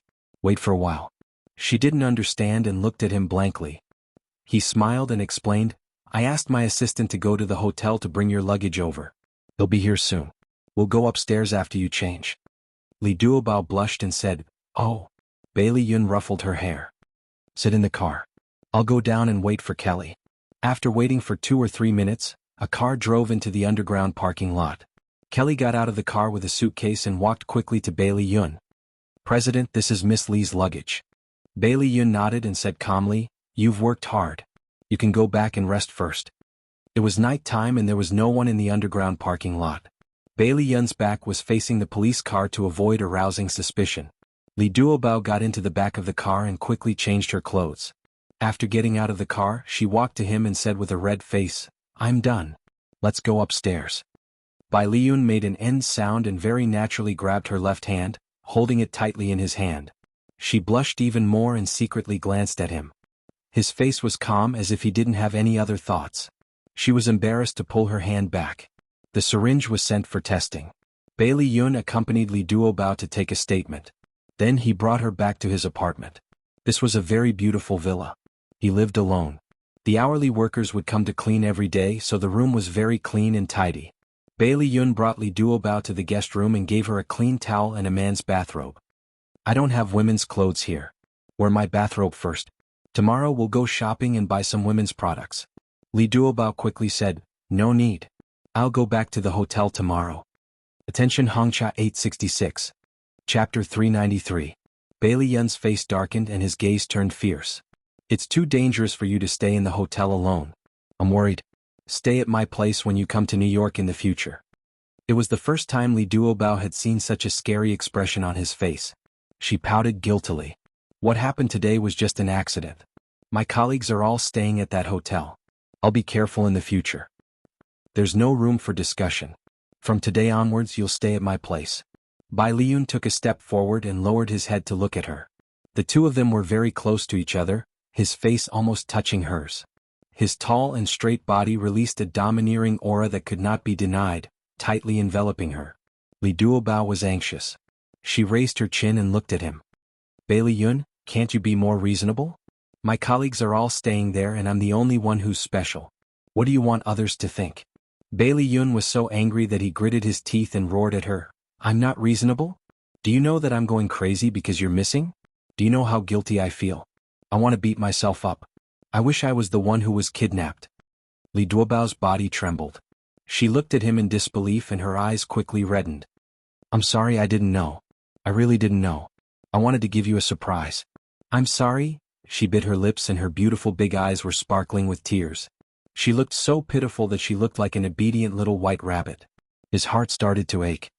He suddenly reached out and pulled her into his arms. He hugged her tightly and said in a low voice, "Girl, don't make me worry again in the future." She didn't struggle and Gigai let him hug her. She pressed her head against his broad chest and said softly, "Okay, I won't anymore." He hugged her arm tighter and stroked her hair gently. "Listen to me and stay here with me. I won't be worried only if I can watch over you at all times." She was in a difficult position and didn't know how to respond. He rubbed his smooth chin against her silky hair and said in a magnetic voice, "If you feel troubled, I'll talk to your leader. He won't make things difficult for you." She muttered, "How are you going to communicate with my boss?" Bai Liyun's mood improved a little. The corner of his lips curled up as he chuckled. "I'll tell him directly that you're my fiancé. In order to save money for the company, you'll stay with me temporarily." She hurriedly pushed him away and said seriously, "No, I'm not your fiancé. Don't talk nonsense." He shrugged nonchalantly.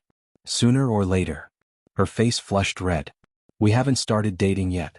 If you spout nonsense, I'll ignore you from now on." Bailey Yun poked her puffy cheeks and raised his eyebrows mischievously. All right, I was just teasing you. Silly girl, you actually took it seriously." "You're the stupid one." Li Duobao slapped his hand away with a fierce face. "All right, don't be angry. Hurry up and take a shower. After that, we'll go downstairs to eat."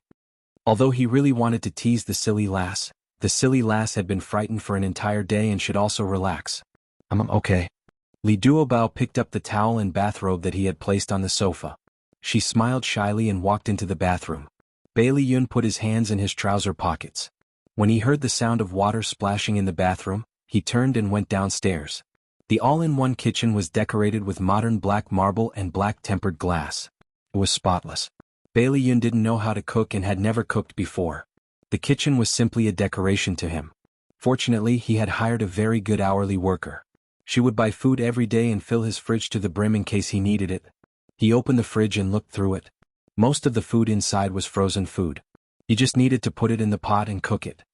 He squatted in front of the fridge and frowned slightly.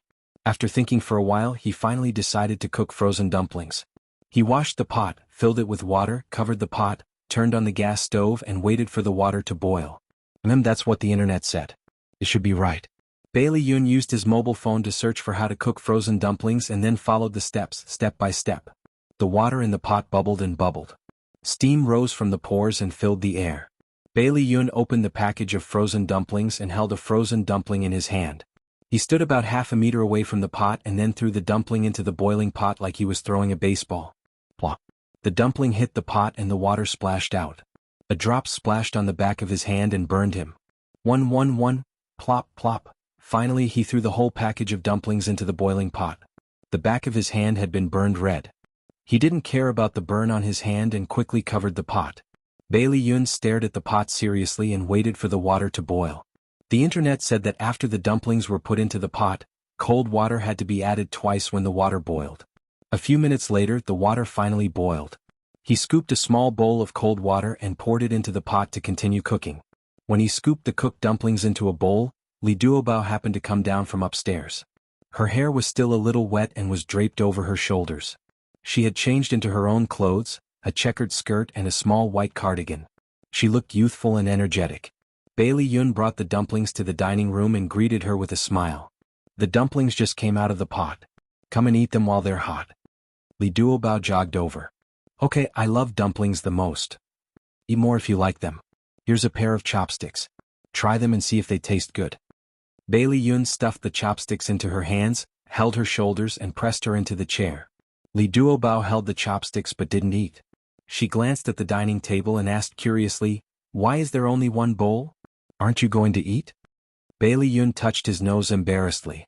"There's only one bag of frozen dumplings. Eat first. I'll cook the instant noodles later." "What's wrong with the back of your hand?" Li Duobao saw that the back of his hand was red. He shrugged nonchalantly. "It's nothing. I accidentally scalded myself. Why don't you treat it? If there are blisters, it'll get worse." Li Duobao quickly put down her chopsticks and grabbed his wrist. Her delicate brows furrowed. "It's so red.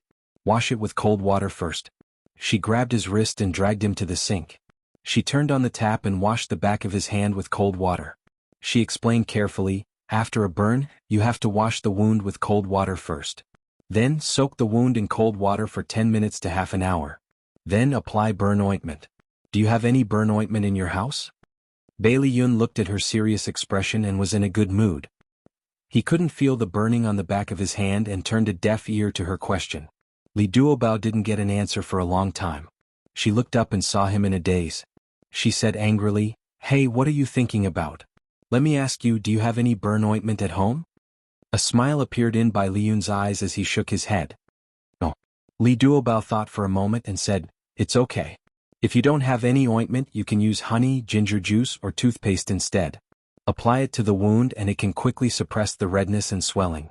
Can also stop the pain. Soak your hand in cold water and don't move. I'll get the toothpaste." Li Yun's eyes curved into crescents. "All right." The little girl ran upstairs like a gust of wind to find the toothpaste. Bailey Yun's smile widened. He lowered his eyes and looked at his fingers soaked in cold water. His heart was full. "Okay, the toothpaste is here." Li Duobao rushed back to his side like a gust of wind. She first disinfected the back of his hand with alcohol and then carefully applied the toothpaste to the wound. Bailey Yun looked at the snow-white back of his hand and smiled. "I didn't expect you to know these things." Li Duobao grinned. "When I was young, I often got scalded while cooking. That's what my mother taught me. There's a saying that a long illness makes a good doctor. It's referring to me." The smile on Bailey Yun's face gradually froze. Every time she mentioned her past life, he felt his heart ache. However, she acted as if nothing had happened and never took it to heart. She was even proud that the suffering of the past had made her who she was now. Every time he learned more about her, he liked her more. He thought that if he hadn't met her on the plane when he had left that desperate one-sided love, how lonely would his life have been? He smiled and gently patted her head. He said softly, "Let's eat. The dumplings are sticky." Li Duobao blinked and quickly rolled up the sleeves of her cardigan. Sit down first. I'll get you something to eat. No need. I'm not hungry yet. You eat first. Bailey Yun tried to stop her, but she put her hands on his back and pushed him to the dining table. She joked, the kitchen is my territory now. Don't come in and disturb me. You guys sit down. I'll be back soon. Bailey Yun watched her open the fridge and hesitated for a few seconds. Then she took out a few eggs, a few tomatoes, and a packet of instant noodles from the cabinet. She was wearing an apron and seemed to be in a good mood. She wandered around the kitchen table for a few minutes and soon came back with a bowl of fragrant tomato and egg noodles. She placed the noodles in front of him and handed him a pair of chopsticks. She smiled with narrowed eyes. Be careful. It's hot. Bailey Yun's slanted eyes curved and he pulled out a chair for her. Sit down. The dumplings are cold. It's okay. It's easier to eat when it's cold. Li Duobao picked up a chubby dumpling and put it in his bowl. Her eyes were full of smiles. These are the dumplings you worked so hard to cook. How can you not try it? Bailey Yun picked up a chopstick of noodles and put it into his mouth. His eyes immediately turned red. It's delicious. Duobao, your cooking skills are amazing. Li Duobao was embarrassed by his praise. She took a bite of the dumpling and praised him back. The dumplings are delicious too. He smiled sheepishly. It's a pity that I didn't make them myself. They were frozen dumplings. I was only responsible for cooking them, but in the end I burned my hand. Awesome novel Songshu 566. Chapter 394. Li Duobao blinked her big watery eyes and grinned. It's not embarrassing to not know how to cook. There are many things that you know how to do that I don't know either. Bailey Yun immediately beamed with joy. So, you don't mind? Of course I don't mind. Li Duobao blinked her eyes in confusion. She really didn't know what to mind about this kind of thing. Of course, she didn't understand Bai Liyun's thoughts. He looked confident and proud, but in reality he still felt inferior in his heart. He felt guilty for his past. Facing such an innocent Li Duobao, he wanted to become the perfect man in her heart. After the meal, Bailey Yun took the initiative to take on the responsibility of washing the dishes. Li Duobao pushed him to the side and coaxed him like a child. Your hand is injured, so you should rest. I'm used to doing these chores. It'll be done soon.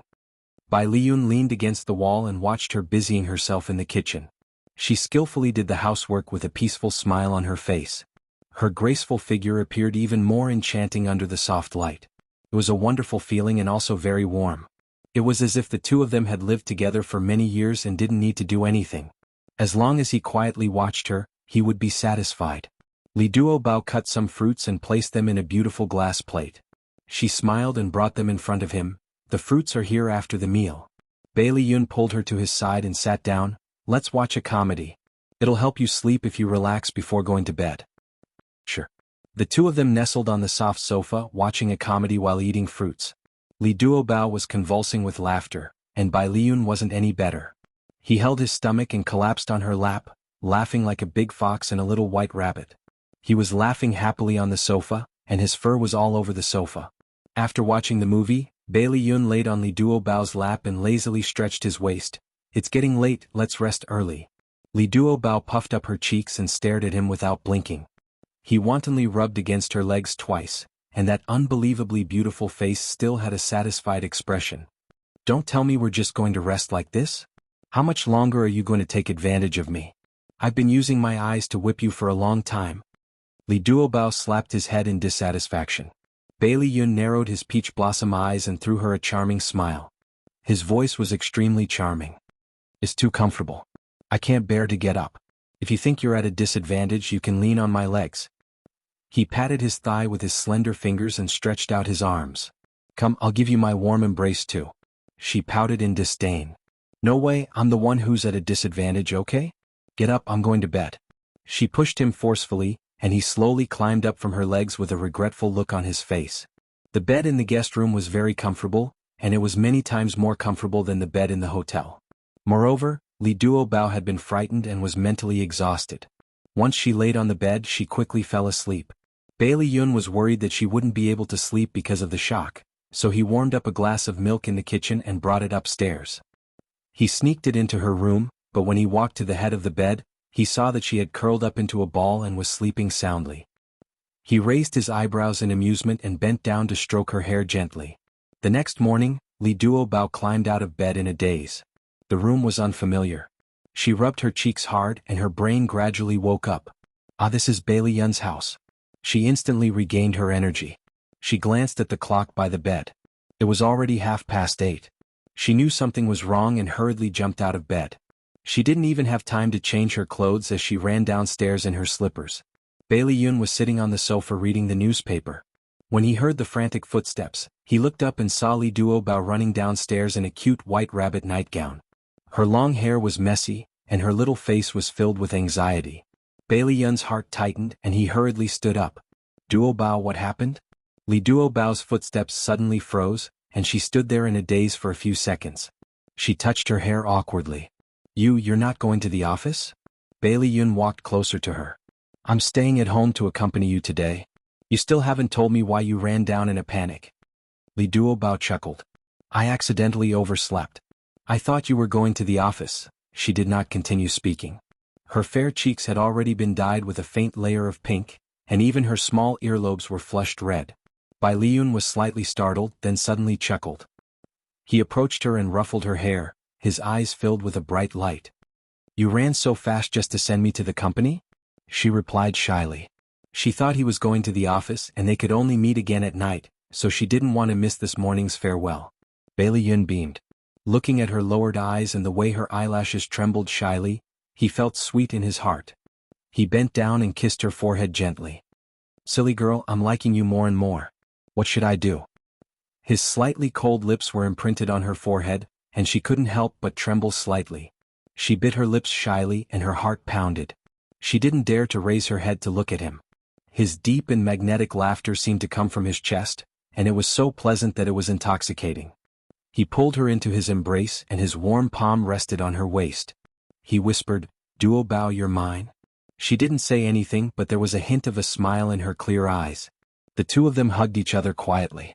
The morning sun shone through the window onto the clean floor, and it was as beautiful as a painting. Gulp, gulp. A strange sound broke the warm atmosphere. Bailey Yun chuckled. Hungry? Go wash up. I've already made breakfast. Li Duobao's cheeks were red as she withdrew from his embrace. Like a little rabbit, she quickly ran upstairs. She ran all the way to the bathroom and saw herself in the mirror. Her face was like a peach blossom and her hair was like withered grass. She was so embarrassed that she was about to cry. She actually ran downstairs without washing up or changing her clothes, letting him see her worst side. However, he didn't mind at all and even kissed her forehead. She felt like her soul was about to fly away. When she tidied herself up, changed her clothes and went downstairs again, Bailey Yun had already placed 2 sets of breakfast on the dining table. Each of them had a glass of milk and there was also a black unknown object. What's this? Li Duobao poked the plate with a fork. It was dark inside the plate and she couldn't tell what it was. Bailey Yun coughed. The legendary fried egg. Li Duobao sighed. The legendary dark cuisine. Without hesitation she picked up the fork and put a piece into her mouth. Just as she was about to put it in her mouth, Bailey Yun quickly grabbed her wrist and smiled awkwardly. It's better not to eat it. I'll order takeout. She blinked. No, other than my dad, you're the first man to cook for me. She suddenly thought of something and held his hand. Let me see. Did you burn yourself again? No, I was smart enough not to throw a ball this time. Bailey Yun raised his eyebrows proudly. Actually, I've tried it before. It tastes pretty good, but the color is a little ugly. Now that you mention it, I want to try it even more. Li Duobao's expression didn't change. She put the fork into her mouth and chewed carefully. Bailey Yun looked at her anxiously and expectantly. How is it? It tastes pretty good. She smiled and praised him. Then she chewed the eggshell inside the fried egg and swallowed it quietly. Bailey Yun's eyes immediately lit up. He was so happy that he couldn't close his mouth. He combed the hair in front of his forehead and said, I told you. I have the talent to be a chef. Well, not bad. You can do it, Chef Bailey. I have high hopes for you. Li Duobao winked mischievously and gave him a thumbs up. The two of them laughed and finished breakfast. Li Duobao pushed him to the side with the reason that he couldn't touch water because of the burn on his hand. She washed the dishes and cleaned the kitchen herself. When she walked into the kitchen, she realized that it could be described as a battlefield. Egg white was flowing on the table, a pool of egg yolk was lying on the ground, and broken eggshells were everywhere. It took talent to be able to make a kitchen like this. When Li Duobao was cleaning up, she found that there were several black unknown objects in the trash can. The objects were mixed with a lot of fried eggshells. Her eyes turned slightly and she quickly understood. Bailey Yun must have practiced many times before he could bring out the two finished products.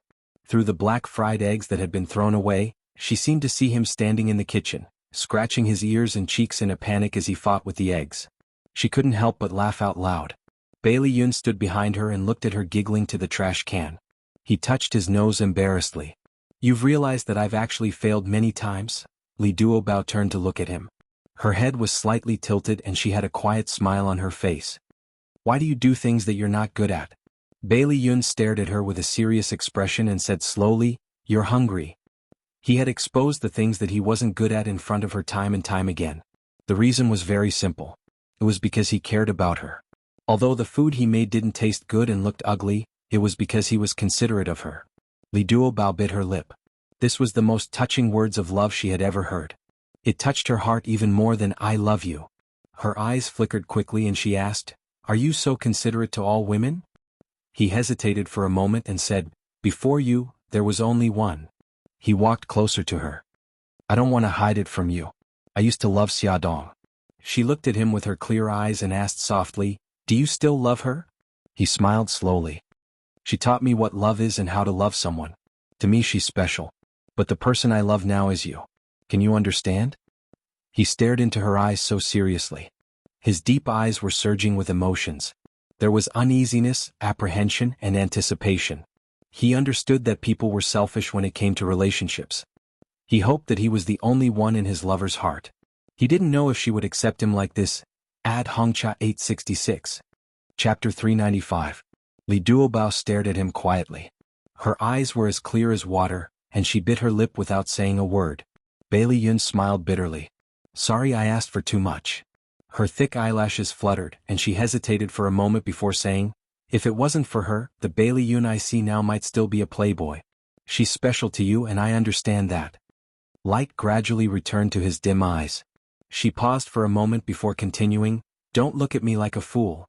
Actually, I also have fantasies about love. I want to meet someone like that when I'm young and we're each other's only. We'll witness each other's growth and we'll grow old together. That's why I dared to confess to my senior when I was still a student. I thought he would be the one to grow up with me." The light in Bailey Yun's eyes gradually faded, and he clenched his fists tightly. He had a lot of past that he couldn't give her a blank past. She smiled, and her slender fingers slowly landed on his brows. She rubbed his slightly furrowed brows and said softly, "Actually, I'm very timid.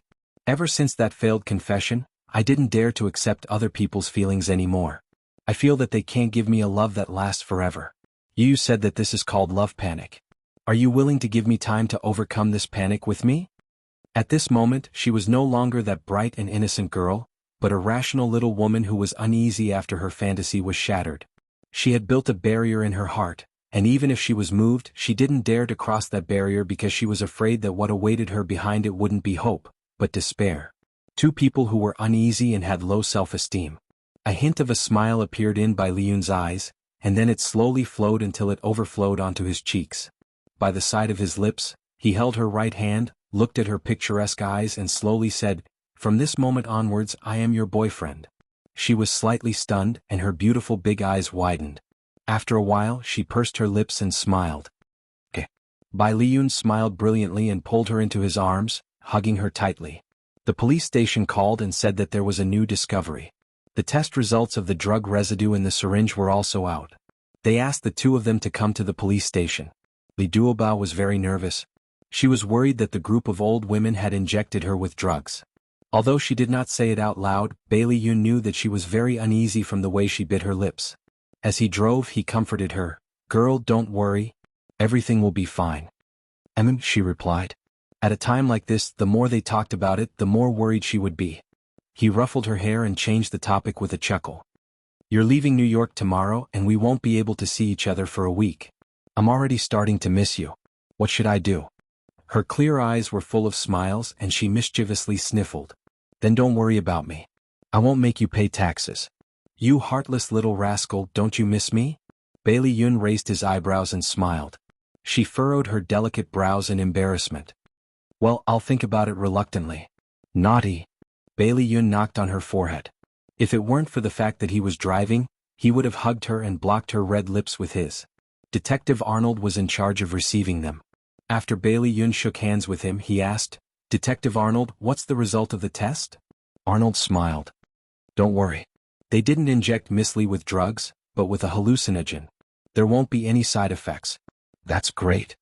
Li Duobao looked at Bailey Yun happily. Bailey Yun winked at her. Arnold naturally knew that their relationship was unusual. He clenched his right fist and rested his chin on it.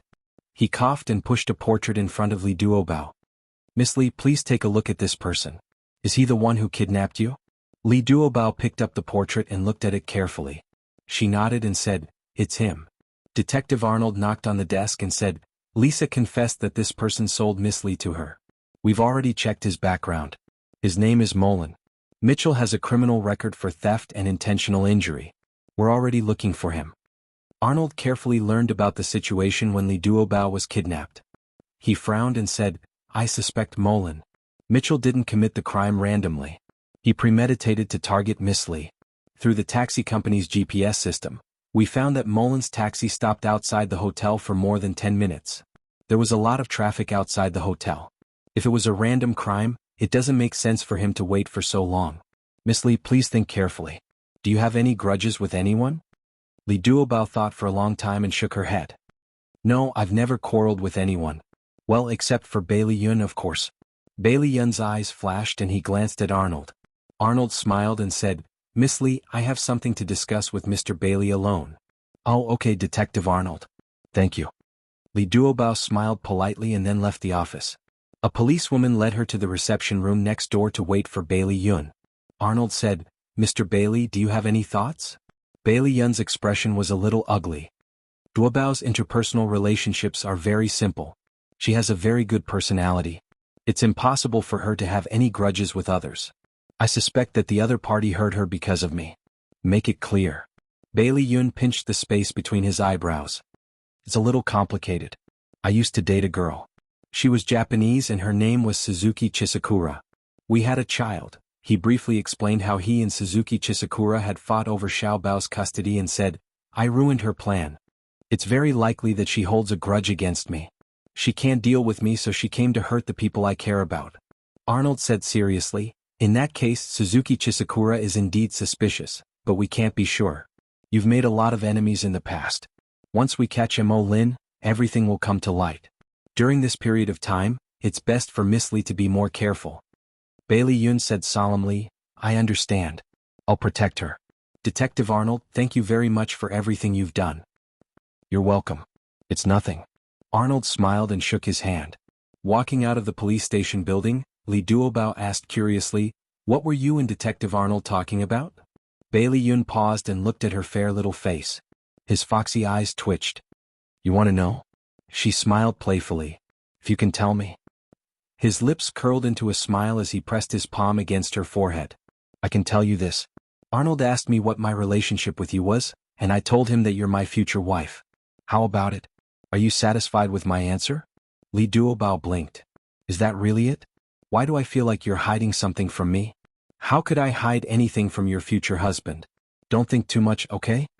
His sexy and soft voice was full of affection. Li Duobao fell into his gentle attack and foolishly followed him into the car.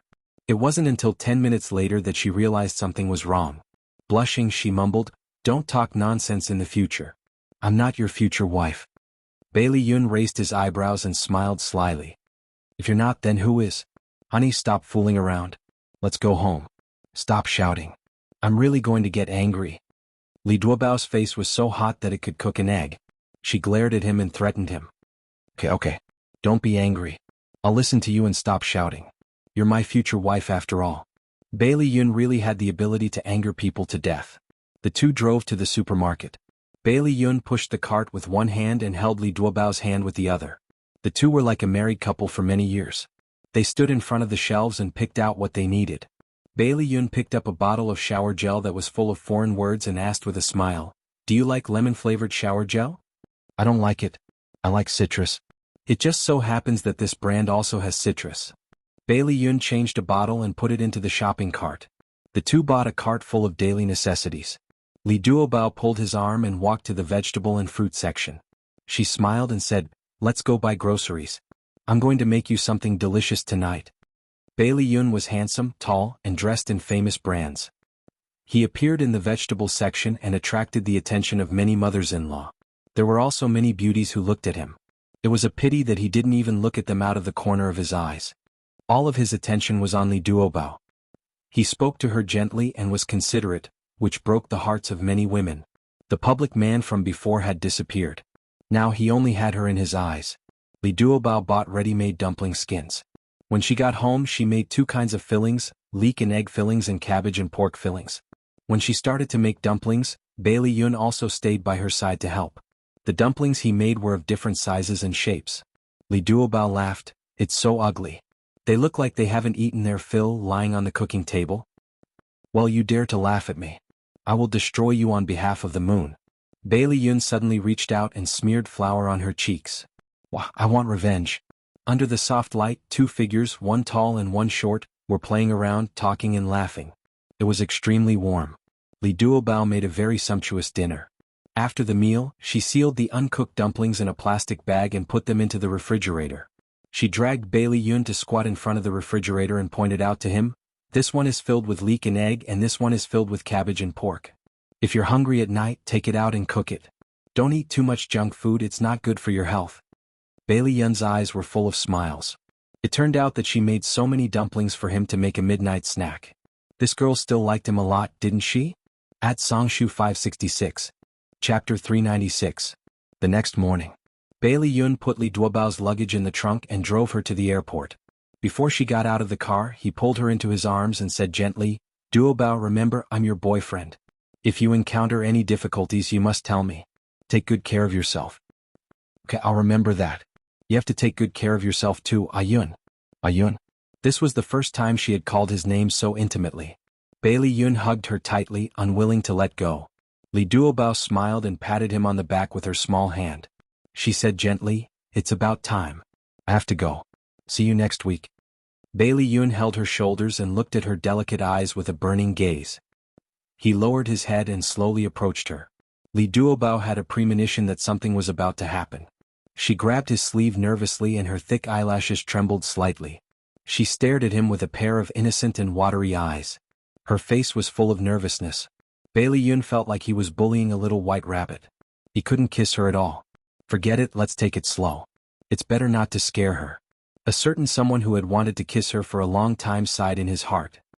He changed the position of his lips and gently landed on her forehead. His soft lips pressed against her forehead. It was warm like a feather falling on a calm lake, creating ripples. Li Duobao's heart was also in a mess. Bailey Yun sent Li Duobao to the airport. He stood in front of the huge floor-to-ceiling window and looked at the plane parked outside. He took out his phone and made a call to the country. Bailey Han was very unhappy. Anyone who was doing intimate things with their wife would be unhappy if they were disturbed by a phone call. He didn't want to answer the call, but Xia Dong took his phone from the bedside table. She looked at the caller ID and looked at him reproachfully. "Hurry up and answer it." "It's Ayun." Bailey Han took the phone and slowed down his movements. His voice was tense as he asked concisely, "What's the matter?" Bailey Yun waited for a long time before the other side picked up the phone. The voice on the other side of the phone was slightly out of breath. Someone like him who had been in love for a long time certainly knew what was happening on the other side of the phone. He smirked and said lazily, "I'm sorry, brother. I forgot that it's only 10 o'clock at night in China. Did I disturb you?" Bailey Han's voice deepened. "I'll give you 10 seconds. Speak quickly." "Okay, don't be angry." Bailey Yun brushed the hair on his forehead and finally got to the point. "Brother, Li Duobao and I are dating. She was kidnapped 2 days ago. I suspect that Suzuki Chizukura ordered someone to do it. Send 2 people to protect her, please." Bailey Han grunted. Without waiting for him to speak, he cut off the call, turned off the phone, lowered his waist and sank into the storm with Xia Dong again. There was only the sound of the phone beeping in his ears. Bailey Yun shook his head and said to himself, "A dissatisfied man is so scary." He had forgotten who the dissatisfied man was. 2 days later, the New York Police Department arrested Molen Mitchell. Molen didn't admit to kidnapping Li Duobao at first. Later, under Lisa's accusation, he had to admit it but refused to say who was behind it.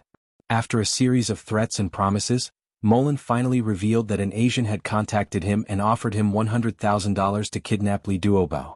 It would be best if he could cripple her to death. Molin saw that Li Duobao was beautiful, and he just so happened to have a relationship with Lisa, so he directly sold Li Duobao to Lisa to make a second profit. After Arnold told Bailey Yun the results of the investigation, he said, "We can't confirm that it was the Japanese who contacted Molin.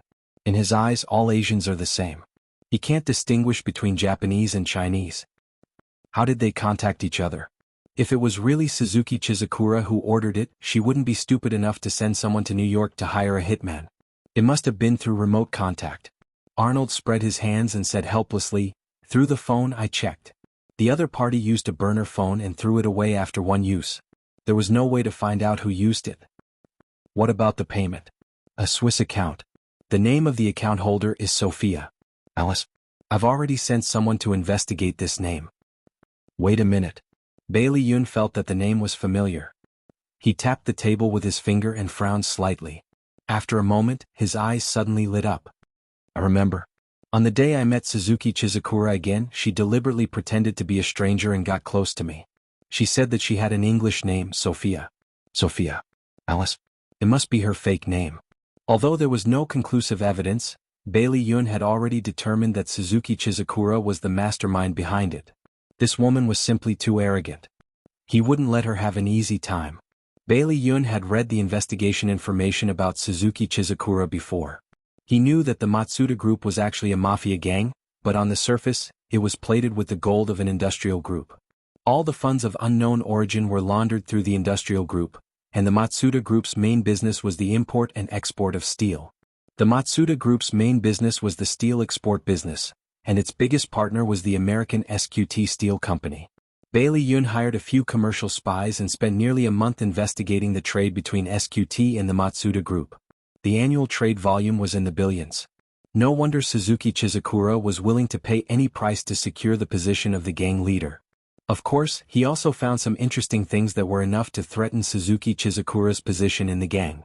When Suzuki Chizukura heard that her subordinates had already bribed the New York assassins to kidnap Li Duobao, she thought that she had gotten rid of Li Duobao, a big problem in her heart, and didn't take it to heart.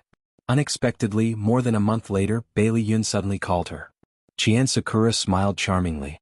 "Ah Yun, are you looking for me because you want to relive old memories with me?" Bailey Yun snorted in disgust. "Suzuki Chizukura, it's broad daylight and you're already dreaming. I'm warning you, don't hurt Duobao again. Otherwise, I won't be polite to you." Suzuki Chizukura lazily raised her brows. "I have no idea what you're talking about." Bailey Yun sneered. "Stop pretending. I've already investigated everything that you've done. More than a month ago, you were the one who ordered Mo Lin to kidnap Duobao. If you dare to hurt her again, I won't let you off." Suzuki Chizukura's gaze turned cold. Damn it. Those two bastards actually lied to her. Didn't they say that Mo Lin had already killed Li Duobao? How could that damned woman still be alive? She tore apart the disguise on her face and sneered, "Even if I did it, what can you do about it? You're just an incompetent playboy. What can you do without the protection of your family and Mika Kito's help?" Bai Liyun's eyes were cold, and his lips curled into a mocking smile. He said unhurriedly, 6 years ago, the me you knew was indeed an incompetent playboy. But now, I won't let anyone look down on me. The Matsuda Group and SQT Steel Company are truly a pair of good partners. They even evade taxes together. In the past 3 years, you've evaded more than 2 billion yen in taxes. According to what I know, tax evasion is a serious crime in Japan. If the Matsuda Group's tax evasion is exposed, then the image that Matsuda Taro has painstakingly built up will suffer a devastating blow. Suzuki Chizukura's face turned pale as she tightly held onto her phone. After a long pause, she calmly said, "Our company is operating legally. There's no tax evasion at all." Bailey Yun sneered. "You really won't shed a tear until you see the coffin. Do you believe that I'll fax the evidence of your company's tax evasion to the IRS right now?" Bailey Yun spoke with certainty. Even if Suzuki Chizukura was suspicious, she didn't dare to take the risk since he didn't have any evidence. Once the news of tax evasion reached the IRS, their company wouldn't have any peace. Her face turned ugly as she gnashed her teeth. "All right, I understand. I won't trouble Li Duobao anymore." Bailey Yun coldly said, "You better pray that Duobao is safe. Otherwise, I'll blame you for anything that happens to her." Suzuki Chizukura was furious. "Bailey Yun, don't go too far. You know clearly whether I'm going too far or you're going too far. Originally, I still wanted to get along with you peacefully because you are Little Treasure's mother. I didn't expect you to do such a shameless thing. You have really shattered the last bit of affection I have for you." His tone was indifferent, as if he was talking to a stranger who had nothing to do with him. "Suzuki Chizukura, you're on your own in the future." Suzuki Chizukura's body stiffened as she listened to the beeping sound from the phone. She felt as if all the strength in her body had been sucked away as she slumped into the chair. It was over. Everything was over. What was she still fighting for? If she angered Bailey Yun again, he might not allow her to visit Xiaobao anymore. He might even deprive her of her only right as a mother. Since she couldn't win against him, then she might as well stop fighting. Suzuki Chizukura covered her face with her hands and couldn't calm down for a long time. In the blink of an eye, it was already May. Bailey Yun and Li Duobao had been officially dating for 2 months. Although they didn't spend much time together, their relationship didn't fade. Instead, it deepened. May 13th was Li Duobao's birthday. She didn't have a flight mission, so she could stay at home for her birthday. Early in the morning, Bailey Yun called to give her his blessings. She smiled foolishly. "Do you have a gift?" "Of course. You'll receive my gift by air at 9 o'clock tonight." Bailey Yun dragged his suitcase with one hand and held his phone with the other as he walked in the airport lobby. "Okay, I'm looking forward to it." Li Duobao held her phone and rolled around on the bed happily like a puppy. "It's 8 o'clock in the evening in New York. Are you home? Have you had dinner?" "Yes, I'm home. I've already boiled the dumplings you made for me in the pot. Dinner will be ready soon." Li Duobao stopped rolling and scratched her messy hair. She muttered discontentedly, "Why are you eating so late? What if you're hungry?" "It's okay. I had snacks in the afternoon. I'm not hungry yet." Bailey Yun printed his boarding pass and asked with a smile, "Birthday girl, what are your plans today?" "Home. My mother and stepfather have already bought groceries and are waiting for me to go back." Bai Liyun's footsteps paused. He was filled with hostility towards Li Duobao's stepfather. Even when he spoke, this hostility was accidentally revealed. "Protect yourself well. Don't be alone with your stepfather." "I know. Don't worry about me. Go and take a look at the dumplings. Don't overcook them." Li Duobao was still thinking about his dumplings. Bailey Yun smiled softly. "Okay, I'll hang up first. I'll call you tonight." "Okay." Li Duobao smiled sweetly. After hanging up the phone, she still held her phone and smiled foolishly. Her phone suddenly rang again. She quickly picked it up. "Duobao, are you up?" It was Yu's voice. Yes, I'm up." "Yu, we haven't seen each other for a long time. I miss you so much." Ren Yu said apologetically, "I'm sorry, Duobao. I'm currently participating in a taekwondo competition in the imperial capital. I can't go back today. When I go back, I'll definitely make it up to you." Li Duobao jumped up excitedly. "Competition? Why didn't you tell me? I could have gone to the imperial capital to cheer you on. I knew you would be like this, so I hid it from you. It's not easy for you to celebrate your birthday with your parents. You must have fun. Don't worry about me. I'm confident that I can defeat everyone in the world." Li Duobao was amused by her. "Yu is the best. You will definitely win the championship. When you return in triumph, I will definitely give you a welcome. Yo, silly girl, you've improved. You even used 2 idioms in 1 sentence. Don't look down on me. I was a talented girl in the Chinese department back then." Ren Yu laughed heartily. After a while she asked, "Where's your family's Bailey Yun? Did he fly back from the United States?" "No, he's very busy with work. However, he sent me a gift by air." Although Li Duobao felt a little regretful, she did not blame Bailey Yun in the slightest. She knew that he was working hard for the future of the two of them. "Oh, this guy is not bad. You guys have a good life. I support you." Ren Yu initially did not think highly of Bailey Yun. However, in the past 2 months she had seen how well he treated Duobao.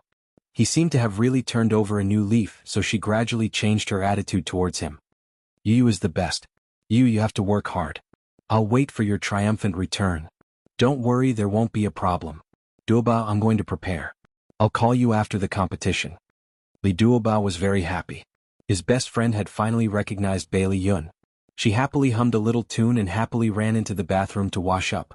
Li Duobao's mother's name was Wuxia, and his stepfather's name was Zhao Dai.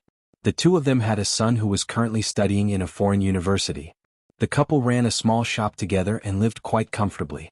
Zhao Dai looked honest and treated Wuxia and Li Duobao very well, but he liked to drink. Li Duobao was most afraid of him drinking, and every time he got drunk he would say some strange things, do some strange things, and even insult Wang Xia. When he woke up, he would cry and apologize to Wang Xia, and for the sake of the children Wang Xia would often forgive him.